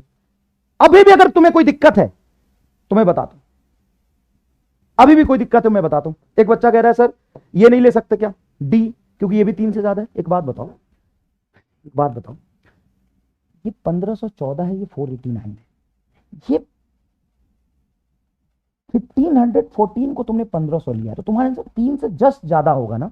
ये तो 3.4 है, मतलब 3.5 गुना लगभग। 3.4 मतलब 3.5 गुना लगभग। अब तुम यहां पे देखो कि 489 को अगर 3 से मल्टीप्लाई करोगे तो ये कुछ 1400 के आसपास आएगा, और फिर इसको 3.5 से मल्टीप्लाई करोगे तो ये तो 1700 के आसपास आएगा ना बेटा। तो 3 से जस्ट बड़ा ये थोड़ी ना है, 3.5 गुना के आसपास है, और ये है 3.096, ये आएगा ना आंसर आपका।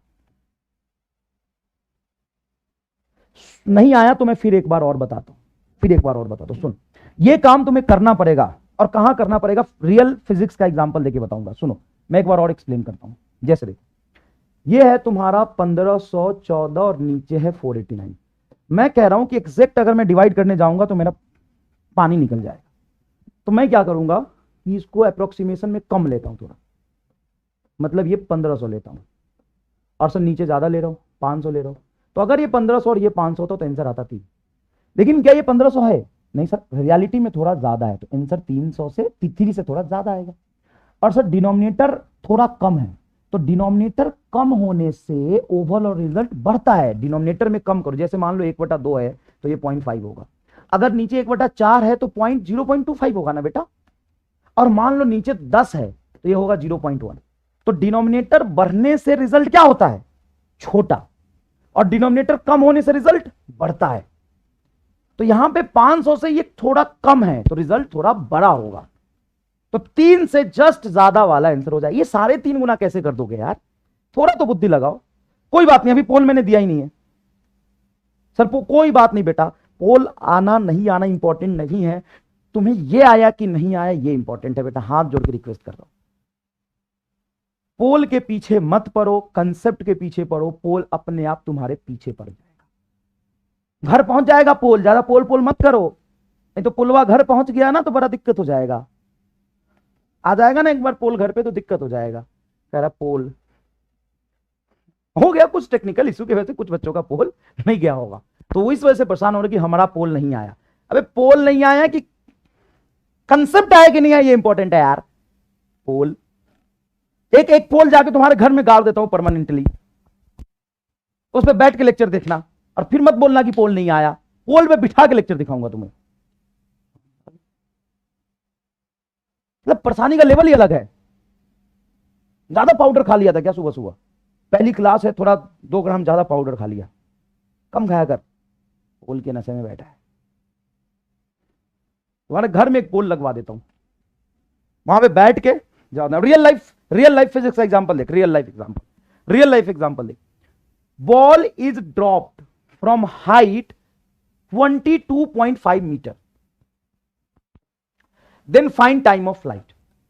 एक बॉल को 122.5 मीटर के हाइट से ड्रॉप किया। 9th क्लास का सवाल है, लेकिन फिर भी मैं इसका कंसेप्ट आपको बता दे रहा हूं क्योंकि मैं फिजिक्स नहीं मैथमेटिक्स समझाने आया हूं। तो सॉल्यूशन देखना इसका। टाइम ऑफ फ्लाइट ये गिवन है बेटा फॉर्मूला। जब किसी बॉल को हम ड्रॉप करते हैं, ball is drop from height इतना metre, then find time of flight. जब बॉल को हम ड्रॉप करते हैं तो टाइम ऑफ फ्लाइट का फॉर्मूला होता है √2h/g। सर जी का वैल्यू हमको याद नहीं है, ला वो भी दे देता हूं। गिवन g इज 9.8 मीटर पर सेकेंड स्क्वायर। ले भाई, और यही यूज करना है, ये दिया हुआ सवाल में। ठीक, तो चलो लिखते हैं 2h की वैल्यू 122.5 डिवाइडेड बाई g 9.8। अब ईमानदारी से बताओ आंसर कितना होगा, सॉल्व करो। मैं एक एग्जांपल दे रहा हूं, फिजिक्स का एग्जांपल दे रहा हूं। अब भाई साहब तुम अगर 122.5 को 9.8 से डिवाइड करने बैठ गए तो दिक्कत हो जाएगी। अब तुम यहां पे रफ कैलकुलेशन का कंसेप्ट यूज करोगे। ये 122.5 जो है उसको मैं 125 लिखे तो, ऐसे कैसे लिख रहा हूं, थोड़ा ज्यादा ले लेते ना, ऊपर 125 ले लेते हैं और नीचे 9.8 को अगर 10 ले लूं तो ठीक है सर, ऊपर भी आपने बढ़ाया है और नीचे भी आपने बढ़ाया है। हाँ, तो 125 को 2 से मल्टीप्लाई करूंगा तो होगा 250/10, 0 से 0 कैंसिल, √25 मतलब 5 सेकेंड। और एक्चुअल में तुम्हारा आंसर 5 सेकेंड ही है, न ज्यादा न कम, न ज्यादा न कम, यही आंसर है। अब मुझे तुम एक बात बताओ कि तुम MR स्टार लगाओगे कि मजदूरी करोगे? चॉइस तुम्हारी है। बोला बोला बबुआ का चाहिए, MR स्टार चाहिए कि मजदूरी चाहिए? तुम जिद पे अड़ोगे कि मैं इसी को सॉल्व करके निकालूंगा 5 सेकेंड, कि तुम इससे करोगे? बताओ किससे करोगे, बताओ। तेरा भाई से कम आएगा नहीं भाई, तुम यहां से भी निकाल के देख लो, 5 ही आएगा। मैं तुम्हें बताऊं, ये छोटी वैल्यू है, यहाँ पे 0.2 का अप्रोक्सीमेशन, ऊपर में 122.5 है, यहाँ पे 2.5 का अप्रोक्सीमेशन सेम ही बैठा है क्योंकि बड़ी वैल्यू है ना बेटा, और ये छोटी वैल्यू है। एग्जैक्टली तुम निकालोगे तो भी 5 सेकेंड ही आएगा। और नहीं तो ऑप्शन इतना पास पास नहीं देते। मान ले कि तुम्हें लग रहा कि नहीं सर ये नहीं सर 5 सेकेंड तो नहीं आ रहा सर, ये कुछ आ रहा है 4.9 सेकेंड, तो भाई साहब एक ऑप्शन होगा 3.9, एक होगा 4.9, एक होगा 7 सेकेंड, एक होगा 8 सेकेंड। तो क्या टिक करोगे? जो 5 के पास है, बात खत्म। और धीरे धीरे धीरे धीरे धीरे ये चीजें तुम सीख जाओगे, चिंता मत करो। सर हमें कैसे पता चलेगा इसको 125 लेना है? सब सीख जाएगा तू, सब सीख जाएगा तू, चिंता मत कर, सब सीख जाएगा तू। फील आया कि नहीं आया कि जो काम हम यहां पे मजदूरी से बहुत ही कैलकुलेशन में करते हो, डायरेक्ट हमने आंसर यहां पर निकाल लिया है। आइए अब हम कुछ फन करते हैं पावर के साथ। फन विथ पावर एक कंसेप्ट है छोटा सा, बच्चे यहां पे लाइक करते हैं if base is same then we add power. कितने लोगों को यह बात पता है कि बेस सेम हो तो पावर को ऐड कर देते हैं? कितने लोगों को यह बात पता है कि बेस सेम हो तो हम पावर को ऐड कर देते हैं? जैसे यहां पे ये बेस सेम है, x का पावर 3 x का पावर 2, तो बताओ ये क्या हो जाएगा? x का पावर 3 और x का पावर 2, बताओ ये क्या हो जाएगा? बेस सेम है तो हम पावर को क्या करेंगे? ऐड। तो बताओ यहां पे क्या लिखूं? x का पावर 3 प्लस x का पावर 2, बताओ ये क्या हो जाएगा? जल्दी फटाफट देखते हैं कौन बता पाता है। बताओ बताओ। अरे बतवा, हाँ ठीक बात, तोरा पता हुआ। अब एक आंसर बतावा। x के पावर 3 प्लस x का पावर 2, बेस सेम है x और x, तो बताओ क्या हो जाएगा? इतना इजी। हाँ, x का पावर 5, x का पावर 5, x का power 5, very good very good. x का पावर 5 x का पावर 6, ये x का पावर 5 होगा कि x का पावर 6 होगा? बताओ तो क्या होगा? x का पावर 5 कि x का पावर 6? बच्चे बता रहे x का पावर 6। अच्छा मान लो कि ऐसा लिखा 10 का पावर 2 प्लस 10 का पावर 3, तो बताओ आंसर क्या होगा?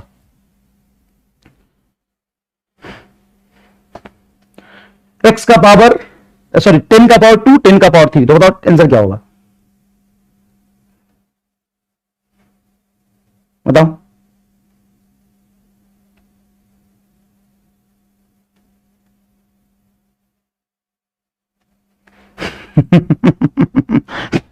भाई साहब, भाई साहब,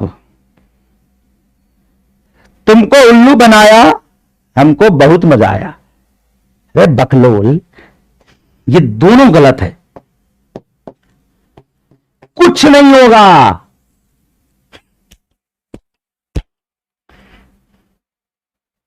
दस का पावर 5 कहां पढ़े हो सर? अभी हमने पढ़ाया है base is same will be add power. अरे आंख बंद करके पावर ऐड नहीं करते बबुआ। ये 10 का पावर 5 बता रहे हो तुम, नहीं होगा। जरा देखो, ये 10 का पावर 2 मतलब 100 और 10 का पावर 3 मतलब 1000। 1000 को 100 में ऐड करोगे तो 1100 होगा।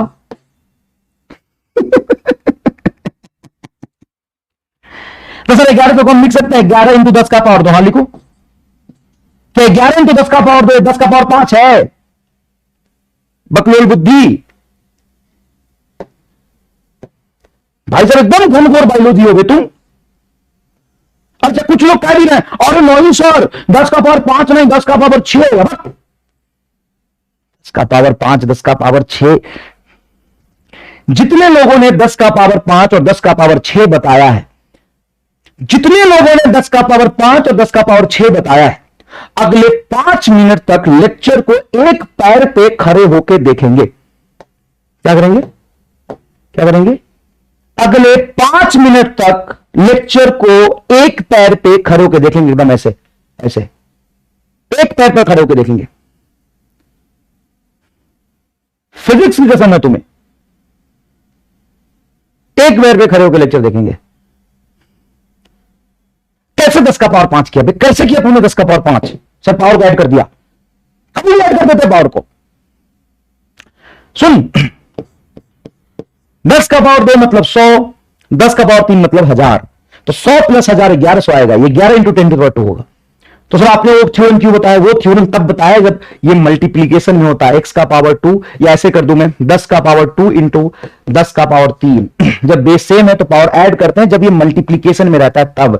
अब ये होगा 10 का पावर 5। अब यहां मत बोलना कि सर हाई मल्टीप्लीकेशन में है तो पावर भी मल्टीप्लीकेशन में लिखेंगे, नहीं। बेस जब सेम हो तो प्रोडक्ट के केस में पावर ऐड होता है। बेस जब सेम रहते हैं तो प्रोडक्ट के केस में पावर ऐड होता है। समझ में आया?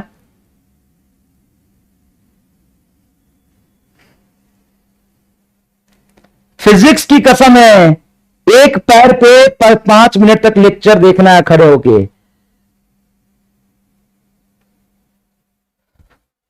चल ठीक है, तो ये गलती यहां मत करना बच्चे, ये गलती करते इसलिए मैंने बताया। तो 10 का पावर 2 गुना 10 का पावर 3 तो 10 का पावर 5 ये होगा। ये नहीं होगा, ये गलत है। इसको मत लिख देना 10 का पावर x का पावर 5, ये रॉन्ग है। ठीक है, तो सर अगर प्लस में होता तो कैसे सॉल्व करता? तो करके तो दिखाया। अच्छा बोलो, 10 का पावर 1, 10 का पावर -6, तो बताओ क्या हो जाएगा? सुनो अच्छे से, ये निगेटिव में है और ये पॉजिटिव में, बेस सेम है तो हम लिखेंगे 8 - 6, तो ये होगा 10 का पावर 2। ठीक है बेटा, 10 के पावर -4 को हम 10 के पावर -6 के टर्म्स में कैसे कन्वर्ट कर सकते हैं, ये मुझे सीखना है।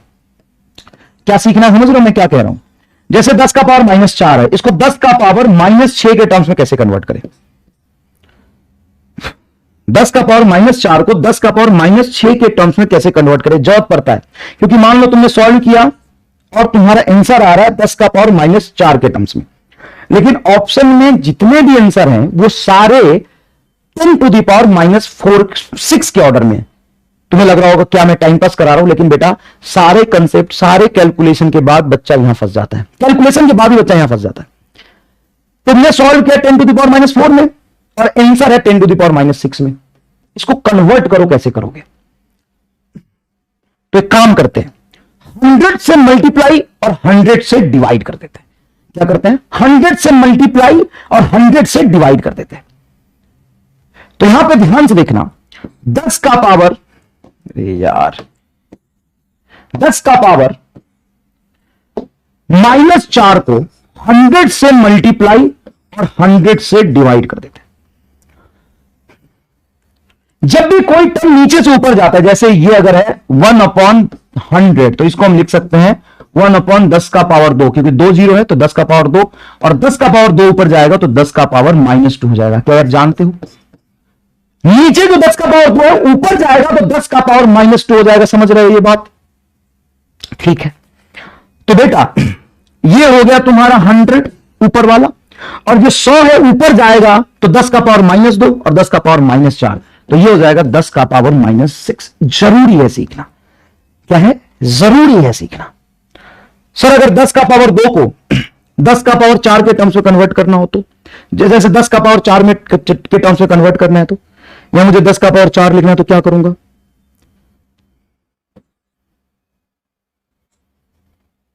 तो सुनो, 10 के पावर 2 को मल्टीप्लाई कर दो 100 से और डिवाइड कर दो 100 से, तो 10 का पावर 2, ये 10 का पावर 2, तो इसको लिख सकते हो तुम 10 का power 4 divided by 100, divided by 100।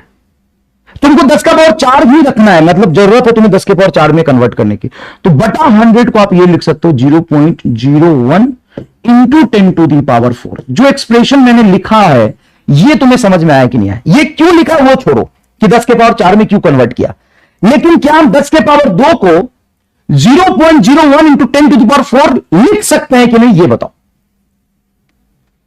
लिख सकते हैं कि नहीं, ये बताओ।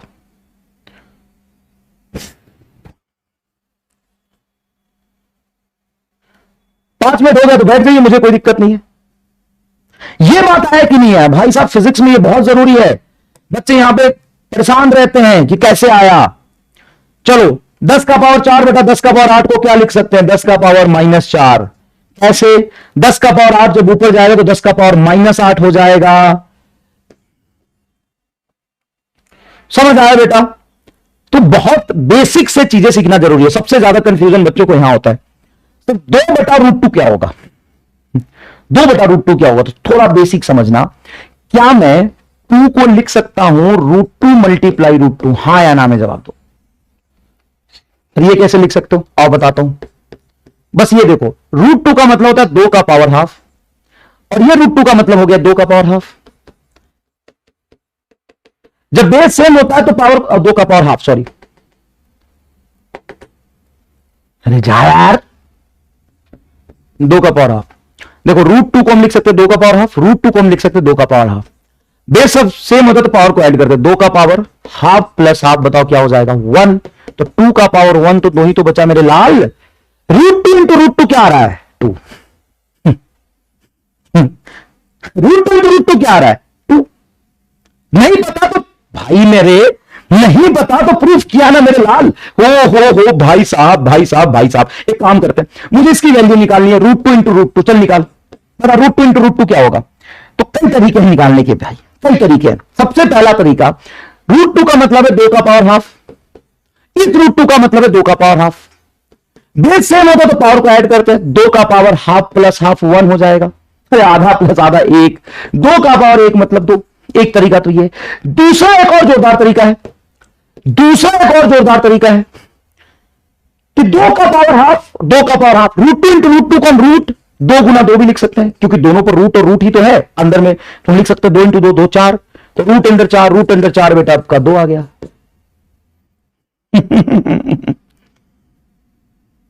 समझ आया?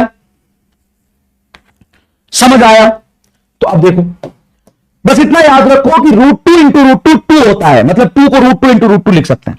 जब 2 को हम रूट 2 इंटू रूट 2 लिखेंगे और रूट 2 से डिवाइड करेंगे तो इस रूट 2 से रूट 2 कैंसिल हो जाएगा, आंसर आएगा आपका रूट 2। मानता है? बेसिक का भी बेसिक है एकदम,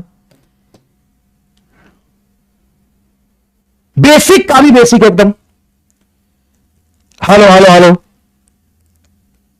समझ आ रहा? नेक्स्ट देखो, 10 का पावर -4/2, इसको सॉल्व करो। तो बच्चा कहता है कि 10 के पावर -4 को हम 2 से कैसे डिवाइड करें? कर सकते? सुनना, क्या मैं 10 का पावर -4/2 को 10 से गुना 10 से भाग कर सकता हूं? हाँ, कर लो। इस 10 को मैं ऊपर ले जाऊंगा तो 10 का पावर -5 आ जाएगा, तो 10 into 10 to the power -5 by ये आपका 2 है, 10/2 क्या हो जाएगा सर? 5, तो 5 इंटू 10 टू दी पावर -5 बनेगा। लो भाई, 10 का पावर -4/2 करोगे तो ये बनेगा 5 इंटू 10 का पावर -5। कितने लोगों को ये चीज समझ आया? 5 इंटू 10 टू दी पावर -5 आएगा ये। हाँ, इसको ऐसे भी लिख सकते हैं, कई लोग कह रहे सर 0.5, हाँ ऐसे भी लिख सकते हो। तुम सीधा ये भी कह सकते हो कि 1/2 को हम 0.5 लिख देते हैं, तो 0.5 इंटू 10 टू द पावर -4, वो भी सही है। हाँ सही है बेटा, सही है। आप 0.5 इंटू 10 टू द पावर -4 भी इसको लिख सकते हैं, एक ही बात है। तो एक ही बात है, तो हम कौन सा आंसर टिक करेंगे? अरे भाई साहब, जिसके टर्म्स में होगा वो आंसर टिक करना, लेकिन तुम्हें कन्वर्ट करना आना चाहिए। इधर एक 10 टू द पावर 3 डिवाइडेड 5 को क्या लिखोगे? तो 10 टू द पावर 3 डिवाइडेड 5 तो बड़ा आसान है। कैसे? 10 का पावर 3 को हम लिख सकते हैं 10 इंटू 10 का पावर 2। अरे एक पावर बाहर निकाल लिया, तो 10 के पावर 3 को हम लिख सकते हैं 10 इंटू 10 का पावर 2 बटा 5। 10/5 आपका हो जाएगा 2 इंटू 10 टू दी पावर 2। बहुत छोटी बातें हैं लेकिन बहुत मोटी मोटी है, छोटी बगर मोटी मोटी बातें। आ गया समझ? चलो यहां समझो। नेक्स्ट, 8 का पावर 2/3 ये बेटा किरचॉफ्स लॉ, सॉरी उसमें ग्रेविटेशन में जो आता है केप्लर्स थर्ड लॉ, या फिर न्यूक्लियस के रेडियस का फॉर्मूला, उसमें बहुत कैलकुलेशन फंसता है। क्या 8 का पावर 2/3 क्या होगा? 8 का पावर 2/3 क्या होगा? 8 का पावर 2/3। सर आप कह रहे हो 8 का पावर 2/3, तो 2/3 तो 0.66 आएगा। सर 0.66 लेके कन्वर्ट करें क्या? नहीं, बिल्कुल भी नहीं। देखो 2/3 को पहले 2 पार्ट में कन्वर्ट करो। यहां पे लिखो कि 8 का पावर 1/3 इंटू 2। क्या मैं इसको ऐसे लिख सकता हूं? एक ही बात है भाई, 2/3 को मैं ये नहीं लिख सकता हूं 1/3 मल्टीप्लाई 2। क्या मैं 2/3 को लिख सकता हूं 1/3 इंटू 2? हाँ ठीक है। अरे 2/3 को मैं लिख सकता हूं 1/3 इंटू 2 लिख सकता हूं। ठीक, क्लियर है? हाँ सर ये क्लियर है। अब मुझे बताओ कि 8 का पावर 1/3 क्या होगा? मतलब एक तो होता है स्क्वायर रूट, रूट 8 यहां है। रूट 8 की वैल्यू क्या होगी? तो देखो बेटा, स्क्वायर रूट का मतलब होता है जब ये लिखा होता है ना रूट 8, ये 6ठी 7वीं क्लास का मैथमेटिक्स है। रूट 8 को हम लिख सकते हैं रूट अंडर 4 गुना 2। 4 को रूट से बाहर लाएंगे तो ये 2√2 होगा। तो रूट 8 इज नथिंग बट 8 का पावर 1/2। इसको कहते हैं स्क्वायर रूट। और एक होता है क्यूब रूट, मतलब क्यूब रूट ऑफ 8 का मतलब है 8 का पावर 1/3। और 8 का पावर 1/3 को हम लिख सकते हैं, जैसे 8 है तो 8 को हम 2 का पावर 3 लिख सकते हैं। अरे भाई 2 का पावर 3 क्या होगा? 2 का पावर 3 का मतलब है कि 2 को 3 बार गुना करना, पावर को मतलब यही होता है। 2 का क्यूब मतलब है 2 × 2 × 2, तो 2 दूना 4 दूना 8 ये होगा। तो 2 का पावर 3 को आप 8 लिख सकते हो, या 8 को 2 का पावर 3 लिख सकते हो। तो जब हम यहां से 8 को लिखेंगे 2 का पावर 3 इंटू 1/3, तो 3/3 कैंसिल, आंसर आ जाएगा आपका 2। तो याद रखिएगा क्यूब रूट ऑफ 8 या 8 का पावर 1/3 2 होता है। 8 का पावर 1/3 क्या होता है? 2 होता है। तो 8 का पावर 1/3 हो जाएगा आपका 2, और बाहर में स्क्वायर है तो 2 का होल स्क्वायर बनेगा ये 4। भाई साहब इससे बेसिक और क्या पढ़ा सकते हो बता? बच्चा कह रहे please go slow, oh my God, और स्लो पढ़ाऊं? मेरे लाल एक बात बता यार, कौन है ये? क्यूब रूट का मतलब है 8 का पावर 1/3। 8 को मैं लिख सकता हूं 2 का पावर क्यूब, 8 को मैं लिख सकता हूं 2 का पावर 3 इंटू 1/3। यह हो जाएगा 2 का power 3 into 1/3, power 3 into 1/3 cancel होकर आ गया 2 का पावर 1 मतलब 2। तो 8 का पावर 1/3 को हम 2 लिख सकते हैं। तो यहां था 8 का पावर 2/3, इसमें मैंने क्या किया कि 8 का पावर 1/3 रखा, इंटू 2 इधर रख दिया। 8 का पावर 1/3 आपका 2 होगा, 2 का होल स्क्वायर 4 होगा। 4 का पावर 5/2, सुन मेरी बात, 4 का पावर 5/2 को ऐसे लिख, 4 का पावर हाफ इंटू 5, पावर में 5 लिख रहा हूं, देख ऐसे में नीचे 5 नहीं लिखा मैंने, जैसे तुम लिख रहा हो ना 4 का पावर 5/2, तो मैं लिख रहा हूं 4 का पावर हाफ इंटू 5, ऐसा। तो 4 का पावर हाफ मतलब 4 का रूट, 4 का रूट तो सर 2 होगा। हाँ तो सर ये आ गया 2 का पावर 5, 2 का पावर 5 32, 2 का पावर 5 32, क्लियर है? ये देखो 16 का पावर 3/2, तो इसको सॉल्व करने के लिए लिखो 16 का पावर 3/2 को लिखो 16 का पावर हाफ, देखो ये 1/2 इधर इंटू क्यूब, 16 का पावर हाफ हो जाएगा तुम्हारा 4 का पावर 3, 4 का पावर 3 हो गया 64। समझ आया? लास्ट आंसर 64 समझ आया क्या? चलिए आगे समझिएगा। Find value of x for a given expression. ये फिजिक्स में कैलकुलेशन काम आने वाला, बहुत आसान है, देखना। Find value of x for the given expression. इस एक्सप्रेशन में एक्स की वैल्यू बताओ। क्या एक्सप्रेशन? ये रहा expression, 27 is equal to 5 plus x square का पावर 3/2।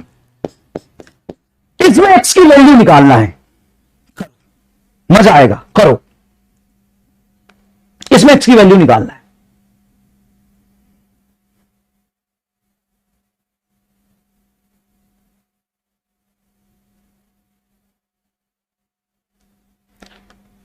करो, एक्स की वैल्यू निकालो।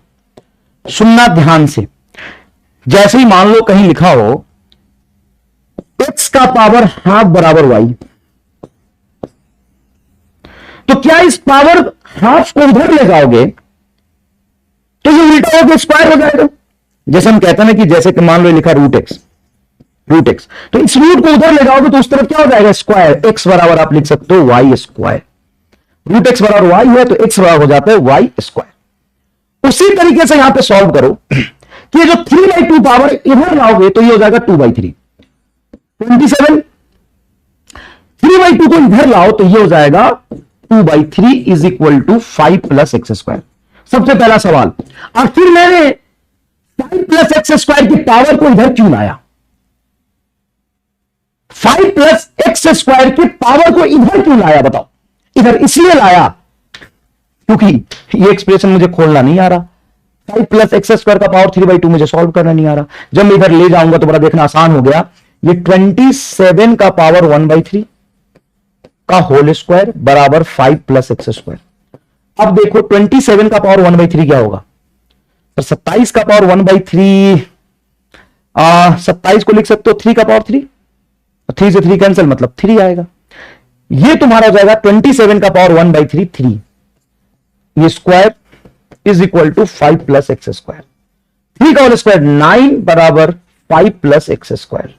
तो एक्स स्क्वायर बराबर हो जाएगा 9 minus 5, x square is equal to 4, मतलब एक्स इज इक्वल टू 2। कई लोग यहां पे प्लस माइनस 2 कहते हैं, तुम मोटा मोटी कंसेप्ट समझ में आ गया यहां पे। सभी लोगों का जवाब 2 था। बहुत बढ़िया बेटा, बहुत बढ़िया। अगर कोई कमेंट बॉक्स में जाके डाउट में पूछे ना कि ये कैसे आया, तो उसको जाके बता के आना तुम लोग, तुम्हारी रिस्पॉन्सिबिलिटी है। और जो बता के आएगा उसका नाम लूंगा मैं अगली क्लास में। चलिए देख, taking 2 common from the given expression. इस एक्सप्रेशन से मुझे 2 कॉमन निकालना है। किस एक्सप्रेशन से? ये एक्सप्रेशन है 2 + x का होल स्क्वायर है। इसमें से 2 कॉमन निकालना है मुझे, 2 कॉमन निकालना है। बताओ कैसे निकलेगा? सर इसमें से आपको 2 बाहर निकालना है। हाँ 2 बाहर निकालना है, तो निकाल लो। ये हो जाएगा 2 × 1 + x/2 का होल स्क्वायर। ये सही लिखा है मैंने कि गलत लिखा है? बताओ सर 2 बाहर निकालना है तो इस ब्रैकेट से 2 बाहर निकाल दो। जैसे आप 2 बाहर निकालोगे तो यहां पे बचेगा 1, और यहां पे 2 नहीं था तो x/2 ये बचेगा, 2 बाहर निकालना। तो मैंने ये जो लिखा है ये सही है कि गलत, ये बताओ। ये गलत है। क्या गलत है? सर ऐसा होता है 2 + x का होल स्क्वायर है ये। तो यहां पे 2 कॉमन निकाल रहे हो अगर आप यहां से, तो ऐसे लिखो 2 × 1 + x पूरे का स्क्वायर है ना ये। आप यहां से x/2 फिर से लिख लेता हूं। जब मैंने एक क्या करो कि आप पहले होल स्क्वायर वाला टर्म ये रहने दो, ब्रैकेट के अंदर इसमें 2 बाहर निकालो। तो 2 बाहर निकालोगे तो इसमें बचेगा 2 बाहर चला गया तो 1 प्लस इसमें 2 नहीं था तो x/2 ये आएगा एक्सप्रेशन। ये एक्चुअल का एक्सप्रेशन आएगा। मैंने ब्रैकेट के बाहर जो स्क्वायर था उसको रहने दिया, इसमें से 2 बाहर निकाल के भी लिखा है। और 2 × दिस टर्म का स्क्वायर है तो आप लिख सकते हो इसका पावर 2 और इसका पावर 2, तो 2 का होल स्क्वायर हो जाएगा 4 × 1 + x/2 का होल स्क्वायर। ये सही है। बच्चे को ये मैथमेटिक्स नहीं आता तो फिजिक्स के कैलकुलेशन में उसको बहुत दिक्कत आता है। क्या नीचे वाला करेक्ट है? बताओ नीचे वाला बेटा करेक्ट है क्या? नीचे वाला करेक्ट है क्या? क्योंकि तुम्हें यह निकालना पड़ेगा। मैंने क्या किया कि बाहर से जो स्क्वायर था उसको रहने दिया, यहां से 2 मैंने बाहर निकाला, यहां से 2 बाहर निकालूंगा तो यहां बचेगा 1 + x/2। क्लियर है? नीचे देखो, मान लो ऐसे मुझे 2 बाहर निकालना है। यहां पे देख बोला ना कि टेकिंग 2 कॉमन, यहां से 2 बाहर निकालना है। तो एक बात बताओ, रूट अंडर 4 को मैं लिख सकता हूं, 4 को बाहर निकालता हूं तो 4 को बाहर निकालूंगा तो ये बचेगा 1 + x/4। क्या सही लिखा है? हाँ सर। अब ये जो 4 मैंने कॉमन निकाल के इसके मल्टीप्लायर में ला, इसको मैं रूट के बाहर ले जाऊं तो नीचे बाहर आ जाएगा आपका 2 रूट अंडर 1 + x/4। ये एक्सप्रेशन आएगा। रूट है ना भाई, रूट है।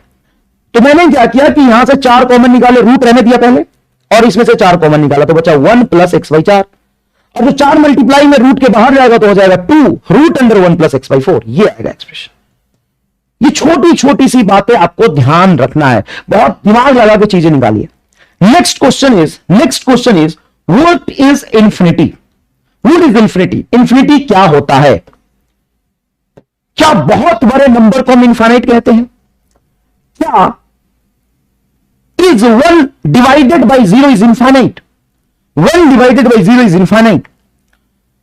तो फिजिक्स में तो हम कहते हैं यस, फिजिक्स में तो कहते हैं yes 1/0 is infinite. But actual में इंफिनिटी क्या है वही नहीं पता होगा तो 1/0 को इनफाइनाइट बोल के हमें कुछ मिलने वाला नहीं है। सबसे पहले आप ये बताओ कि व्हाट इज इनफाइनाइट?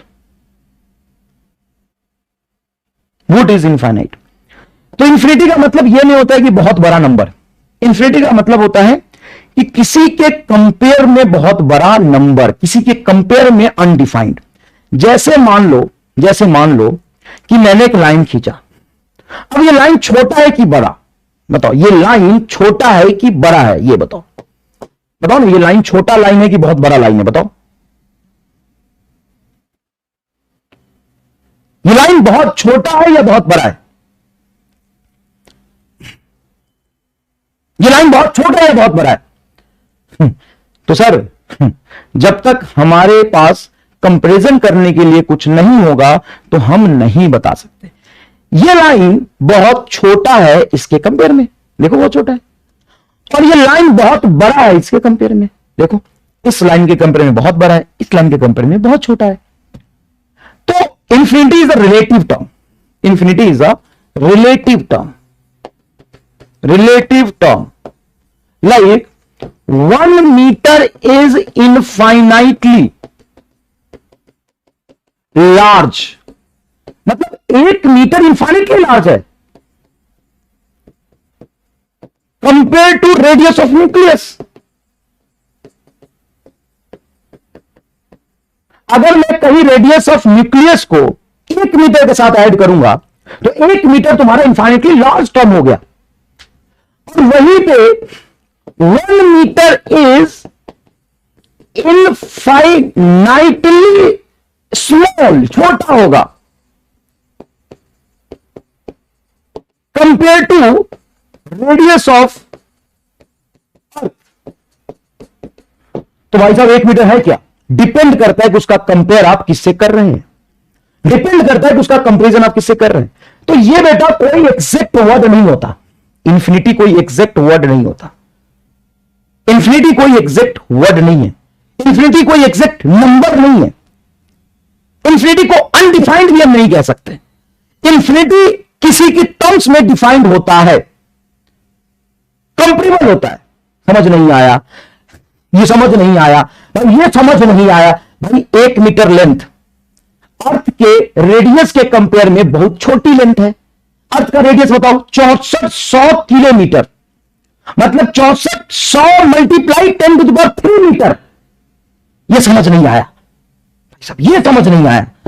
अरे रेडियस ऑफ अर्थ होता है 6400 इंटू 10⁻³ मीटर, और इसके कंपेयर में 1 मीटर बहुत छोटी होगी बस। और न्यूक्लियस का जो रेडियस होता है वो होता है 10⁻⁻15 मीटर, फर्मी मीटर, उसके कंपेयर में 1 मीटर बहुत बड़ा है। ये समझ नहीं आया सर। 1/0 क्या होता है? 1/0 को हम कहते हैं अनडिफाइंड इन मैथमेटिक्स।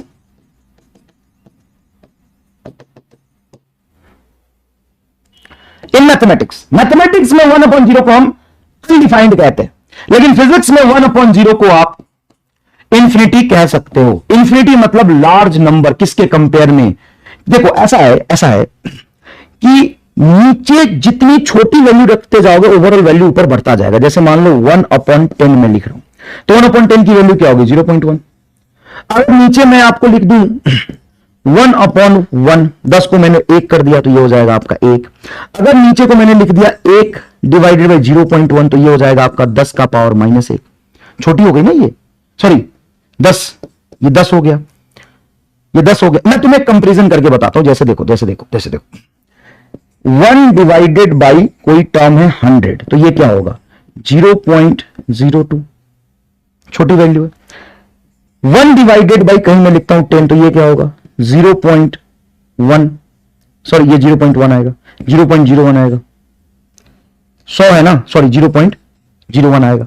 ये 10 है तो 0.1 आएगा। जैसे मैं इसको 1 से डिवाइड करूं तो ये 1 आएगा। अब मैं इसको डिवाइड कर दूं बेटा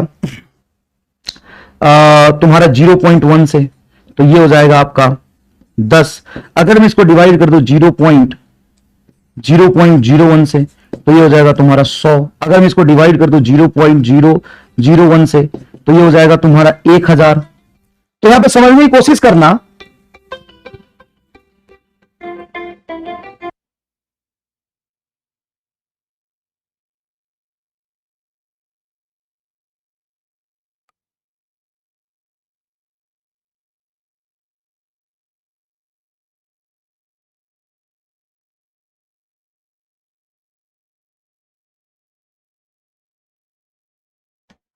ओके ठीक ठीक ठीक ठीक ठीक ठीक ठीक। देख भाई देख देखो, हाँ थोड़ा सा वॉइस का इशू है बेटा, सॉरी, इसको हम ठीक कर लेंगे। पहले से ठीक था लेकिन पता नहीं कुछ टेक्निकल इशू आ गया होगा जिसकी वजह से ये दिक्कत हो रही। यहां पे देख रहे हो ये 100 है तो वैल्यू छोटी है। जैसे जैसे मैं इसको छोटा करता जाऊं, देखो इसको छोटा किया तो ये बढ़ा, अरे 0.01 से बढ़ गया, इसको और छोटा किया तो देखो ये बढ़ा, इसको और छोटा किया तो ये और बढ़ा, और छोटा किया तो और बढ़ा, नीचे जैसे जैसे छोटा करते जाओगे तो 0 के पास जाता जाना, 0.01 लिखा, फिर 0.001 लिखोगे, 0.0001 लिखोगे तो वैल्यू बढ़ती जाएगी। तो एग्जैक्टली आपने 0 लिख दिया तो ये बहुत बड़ी नंबर हो जाएगी, इसलिए हम 1/0 को क्या बोल देते हैं, इनफाइनाइटली लार्ज बोल देते हैं, इनफाइनाइटली लार्ज बोल देते हैं। यहां पे कुछ टर्म आपको याद रखना है कि किसी भी नंबर का पावर अगर मैं 0 कर दूं तो रिजल्ट 1 हो जाता है, किसी भी नंबर का पावर अगर मैं 0 कर दूं तो रिजल्ट 1 हो जाता है, ठीक है। किसी भी नंबर का पावर अगर मैं 0 कर दूं तो रिजल्ट 1 हो जाता है। जैसे x का पावर 0 1 होगा, 8 का पावर 0 क्या होगा, 1 होगा, एमान का पावर 0 क्या होगा, 1 होगा, रामलाल का पावर 0 क्या होगा, 1 होगा। मैंने ऐसे लिख लिया था फन के लिए। तो किसी भी नंबर का पावर 0 क्या होता है, 1 होता है। जैसे 16 का पावर 0 क्या हो जाएगा आपका, 1। 16 का पावर 0 क्या हो जाएगा आपका, 1। 16 का पावर 0 आपका क्या हो जाएगा, 1। ठीक है, ठीक है। हां, लेकिन यहां पे डिनोमिनेटर में ये न्यूमरेटर सॉरी ये जो वैल्यू है x वो 0 नहीं होना चाहिए, बिल्कुल सही। ये जो x है वो 0 नहीं होना चाहिए। वैसे किसी भी नॉन जीरो वैल्यू के लिए where x is non zero, जब 0 होगा तो बात ही क्या करना उसमें। किसी भी नॉन जीरो का पावर अगर 0 है तो वैल्यू क्या हो जाता है, 1 हो जाता है, ठीक है। तो याद रखना 10 का पावर 0 क्या होगा, 1 होगा। क्लियर है ये बात। नेक्स्ट, ये तुम्हारा होमवर्क है, इसको सॉल्व करना। क्या है, find value of x at theta is equal to 90। एक एक्सप्रेशन दिया मैंने, tan theta is equal to 4 divided by x square minus 4। इसमें बेटा इसमें आपको थीटा की वैल्यू 90 रख के इसको सॉल्व करना है, ठीक है।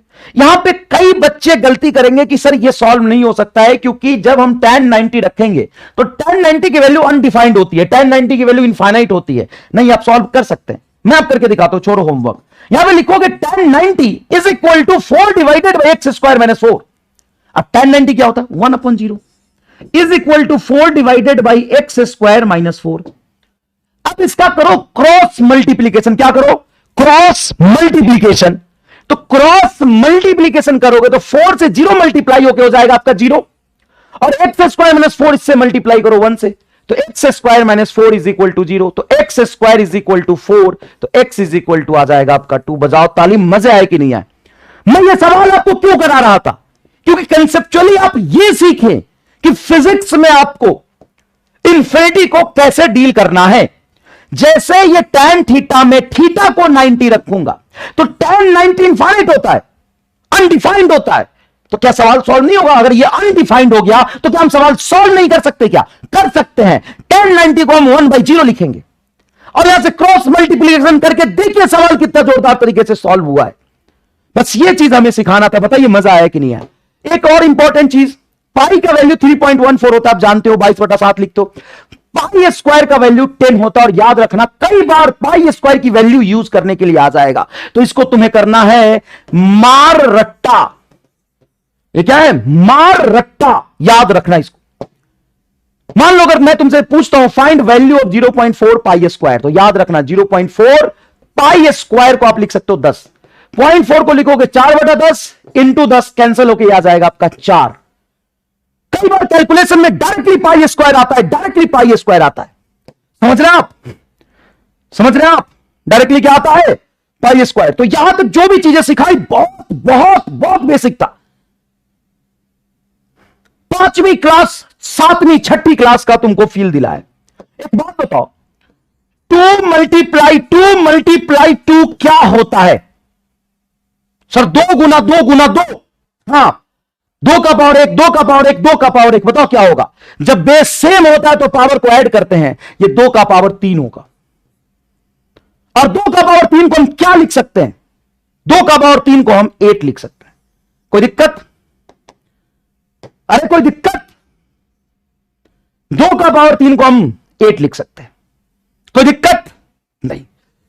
इस कंसेप्ट को क्या नाम देते हैं, इस कंसेप्ट को क्या नाम देते हैं वो बताओ। मैं यहां पे अगर लिखूं सेम चीज, 2 का पावर 3 को हम 8 कहते हैं, इस कंसेप्ट को हम क्या नाम देते हैं। नाम होगा कुछ इसका, नाम नोमेनक्लेचर, हाँ 8 आ गया भाई साहब, 8 बता के तो ऐसे हो रहे हो कि तुम ही फिजिक्स के खली हो, खली हो एकदम, खली, फिजिक्स का खली।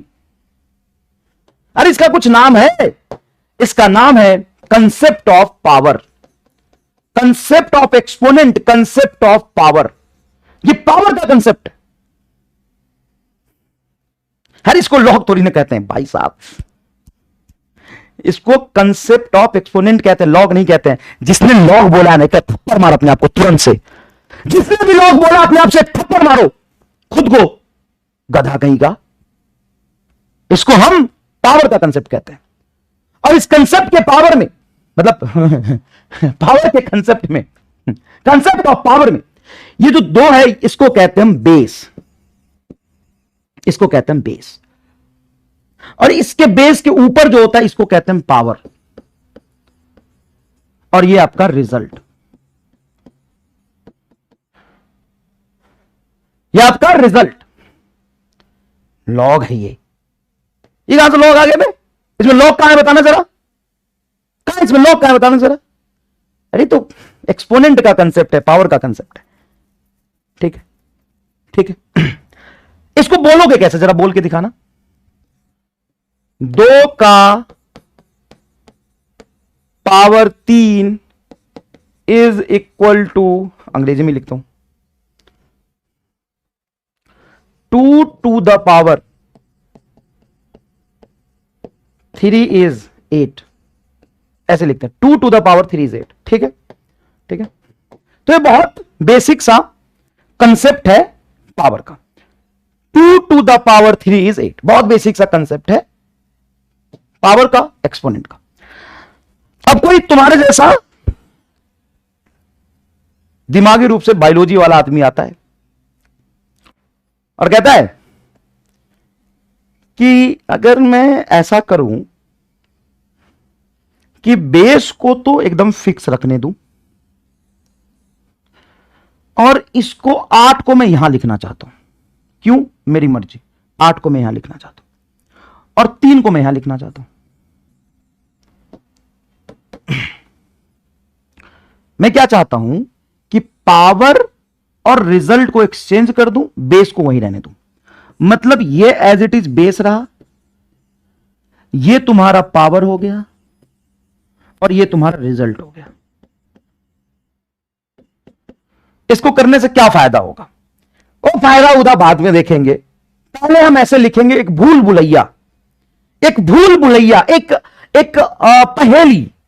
ये कहीं हम ऐसे लिख देना तो तुमको ये समझना है, लेकिन हम समझेंगे कैसे? तो ये तो पावर जैसा लग रहा है, तुमने इसको रिजल्ट बोला लेकिन ये तो पावर जैसा लग रहा है। तो चलो एक इंडिकेशन दे देते हैं। हम है चोमू और हमने इसको बनाया है, तो हम लिख देते हैं चोमू और इसको बोलेंगे चोमू 8 ऑन द बेस 2 बराबर 3। अरे चोमू नाम अच्छा नहीं लगता है, क्या बेइज्जती हो जाएगी यार। चोमू नाम रखोगे अच्छा लगेगा क्या? बेइज्जती हो रही। तो चलो इसको नाम दे देते लॉग। अब तुम इसको चोमू बोलो, लॉग बोलो या जेठालाल बोलो, इससे कोई फर्क नहीं पड़ता है। कंसेप्ट यहां भी पावर का ही रहा, कंसेप्ट यहां भी पावर का ही रहा। सर पावर का कंसेप्ट कहां रहा? आप इसको बोलोगे log 8 ऑन द बेस 2 बराबर 3। इसको बोलोगे कैसे वो सुन लो। log ये रहा 8, ये रिजल्ट को बोलते हैं 8 ऑन द बेस 2 इज 3। हां, लेकिन ये तो बात वही हो गई ना कि कान को सीधा ऐसे पकड़ लो, ऐसे, या कान को ऐसे घुमा के पकड़ो। कंसेप्ट वही, नाम नया। ध्यान से सुनिएगा, कंसेप्ट वही, नाम नया। एक कह रहा फिर से बताओ, सुन फिर से बताता हूं। 2 का पावर 3 8 होता है, ये तो जानता है ना, शायद चौथी क्लास में पढ़ा होगा। 2 का पावर 3 8 होता है। मैं कह रहा हूं कि ये जो पावर का कंसेप्ट है 2 का पावर 3 8 होता है, जो पावर का कंसेप्ट है, उसी पावर के कंसेप्ट को बेस फिक्स रखते हुए पावर और रिजल्ट को इंटरचेंज कर दिया। जब हमने पावर और रिजल्ट को इंटरचेंज किया तो इसको एक नया नाम दिया, लॉग। अब हम बोलेंगे log 8 ऑन द बेस 2 बराबर 3, लेकिन कंसेप्ट वही रहा, उसको घुमा के लिखा बस। तुमको जब ऐसा लिखा हो ना, तुम्हें ऐसे ही समझना है 2 का पावर ये रिजल्ट, ये लॉग 2 का पावर ये रिजल्ट है, ऐसे पढ़ना है तुम्हें। बताता हूं। जैसे 10 का पावर 2 क्या होगा, बोल सर। 10 का पावर 2 100 होगा। अब इसको लॉग के टर्म्स में लोगों ने कैसे लिखा, देख तू ईमानदारी से बता। अगर लॉग में लिखेगा तो क्या लिखेगा सर? सबसे पहले हम बेस सेम रखेंगे, बेस है ये, बेस को सेम रखेंगे, इन दोनों को इंटरचेंज कर देंगे। मतलब लॉग ऊपर आ जाएगा 100 बराबर 2। क्या लॉग 100 ऑन द बेस 10 2 होता है? क्या log 100 on the base 10 is 2 होता है? हां होता है। तो यहां पे लॉग का कोई कंसेप्ट है क्या? नहीं। क्या लॉग का कोई कंसेप्ट है? नहीं। किसका कंसेप्ट है? पावर का। लेकिन तरीका अलग है। मतलब कान को ऐसे नहीं पकड़ के, कान को ऐसे पकड़ेंगे और नाम हम कुछ और देंगे। मतलब नए पैकेट में पुराना कंसेप्ट। क्या कभी ऐसे फील किया था लॉग को? क्या कभी ऐसे फील किया था लॉग को? बता, सोच के बता सर। मतलब अगर कोई सवाल पूछा जाए लॉग का तो धड़ाक से आंसर दे सकते हैं हां। क्या पावर के कंसेप्ट को लॉग कहते हैं? हां। लेकिन सीधा सीधा, अरे सीधा सीधा बोल देंगे तो लोगों को पता नहीं चल जाएगा क्या?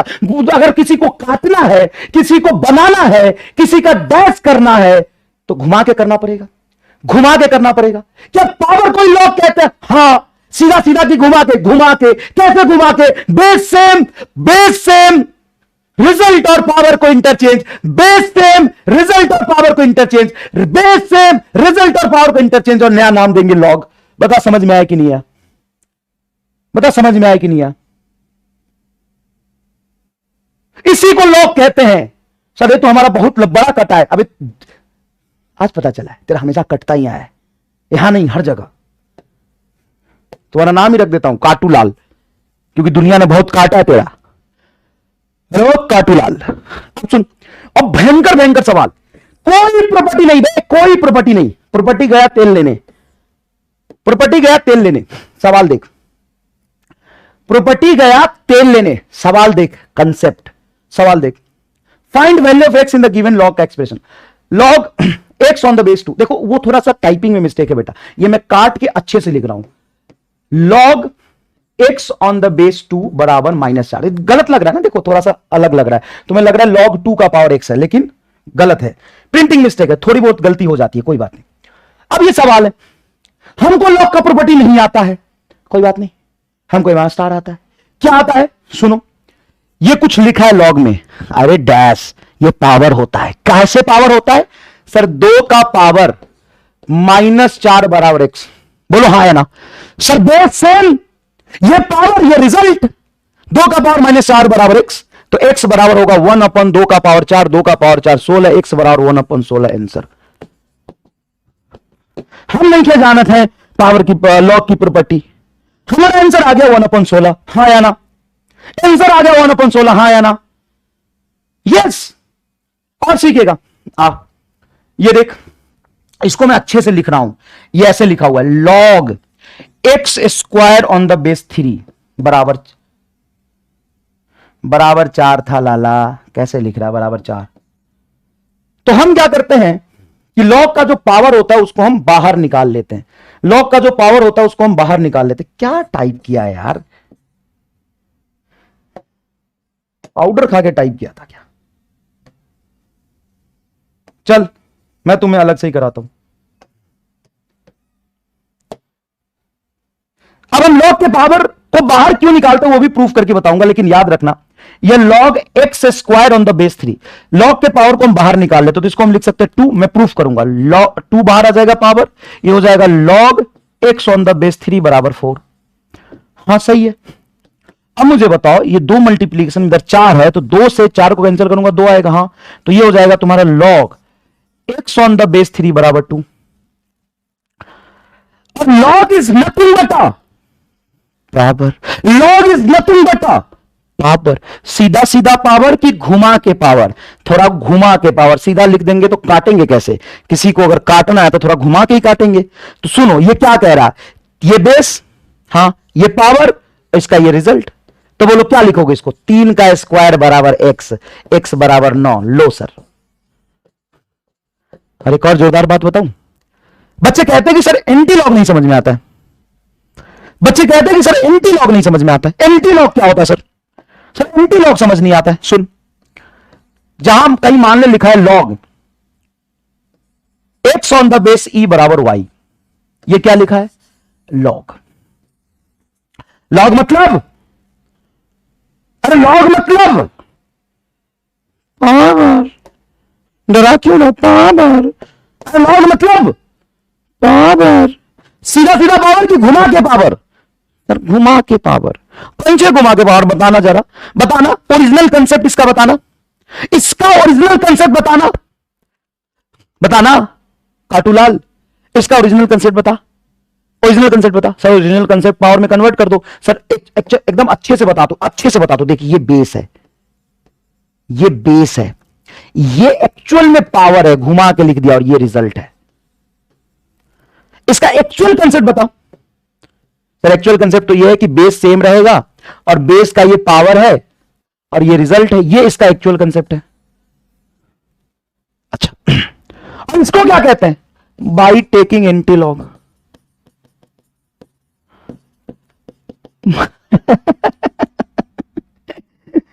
सर ये तो काटम का स्क्वायर हो गया, तुम्हारा काट के स्क्वायर लगा दिया, मतलब काट का स्क्वायर तुम्हारा काटा गया।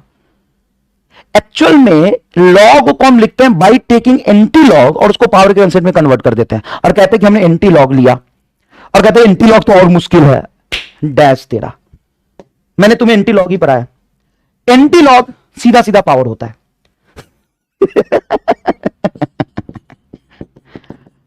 एंटी लॉग सीधा सीधा पावर होता है, सीधा पावर होता है। एंटी लॉग सीधा पावर होता है, एंटी लॉग सीधा पावर होता है, एंटी लॉग सीधा पावर होता है, एंटी लॉग सीधा पावर होता है। मतलब वो पावर था, उसको घुमा के लिख दिया और लॉग में बता दिया हमको नया कंसेप्ट, और फिर एंटी लॉग बताया और पावर में कन्वर्ट कर दिया। भरोसा उठ गया मेरा, मैं नहीं पढ़ रहा। सर बहुत झोल है सर, पढ़ ही नहीं रहा मैं, मतलब ही नहीं। अब क्या मतलब पढ़ने का? मतलब सीधी सीधी चीज जो हमें पता है, सीधी सीधी चीज जो हमें पता है, उसको एक नया कंसेप्ट का नाम दिया, और फिर उसको एक भारी कंसेप्ट का नाम दिया, एंटीलॉग का कंसेप्ट, और फिर वही पहुंचा दिया जो हमको पता है, और साला हमको आज तक पता नहीं चला कि हमको क्या पता है। एक बच्चा अगर एग्जाम्पल अभी ले एग्जाम्पल ले, एग्जाम्पल ले, log 16 ऑन द बेस 4 बता क्या होगा? सर ऐसे सोचना है, ऐसे सोचना है। अगर तुम्हें log का रिजल्ट पूछ रहा, log का रिजल्ट पूछ रहा कि log 16 ऑन द बेस 4 क्या होगा, तो 4 का पावर क्या रखो कि 16 है? 2। 4 का पावर 2 रखो 16 आएगा। रिजल्ट देखो ये होता है कि नहीं होता है?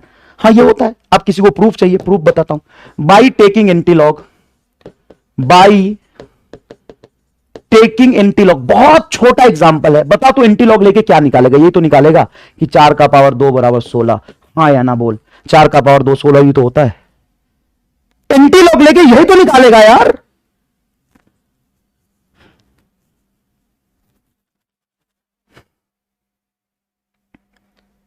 ठीक है, तो आज बेटा थोड़ा तकनीकी खराबी रहा स्टार्टिंग से ही, जिसके लिए हम आपसे क्षमा मांगते हैं, और ठीक है उसको हम इंप्रूव करेंगे।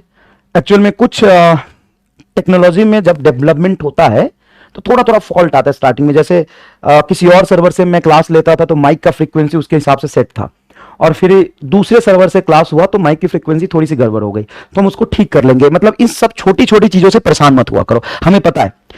तुम इस बात की खुशी जाहिर करो कि तुम्हें यह समझ आया कि नहीं आया, इस बात की खुशी जाहिर करो कि तुम्हें यह समझ में आया कि नहीं। तुम्हें दिक्कत हुआ ना, हमें भी दिक्कत हुआ थोड़ा, हम इसको ठीक कर लेंगे। ठीक है ना बेटा? चलो, और लॉग में नेक्स्ट लेक्चर में पढ़ाऊंगा, अभी कुछ नहीं पढ़ाया है। लॉग तो अभी पढ़ाएंगे आपको ना, अच्छी अच्छी चीजें पढ़ाएंगे, एवं जोरदार जोरदार कंसेप्ट समझाएंगे, अच्छे अच्छे से पढ़ाएंगे, सब पढ़ाएंगे। नेचुरल लॉग क्या होता है, कॉमन लॉग क्या होता है, ऑन द बेस 10 से, ऑन द बेस ई से ऑन द बेस 10 में कैसे कन्वर्ट करते हैं, सब पढ़ाएंगे। आज तो मैं छोटा सा फील दिया तुम्हें लॉग का। ऐसे अगर सवाल तुमसे पूछा जाए कि मान लो तुमसे ऐसे पूछा जाए लॉग 8 ऑन द बेस 2 क्या होगा, तो थोड़ा तुम जानते हो।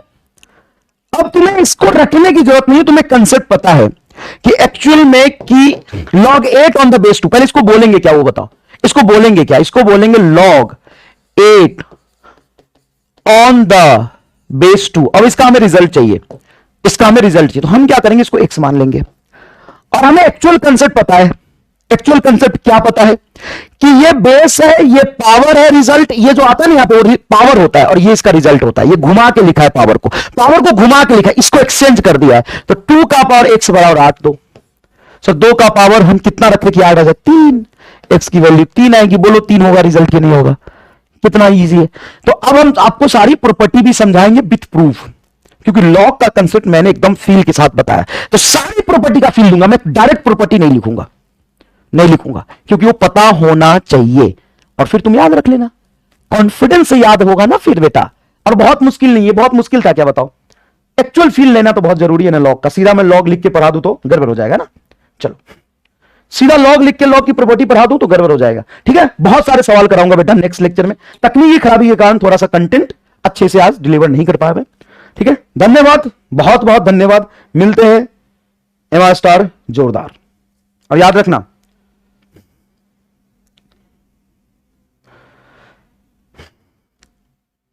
कि पढ़ाई अच्छे से करनी है। ठीक है, बाय। अच्छा वो बंद करना होगा ना लेक्चर, 1 मिनट रुक जाओ बेटा।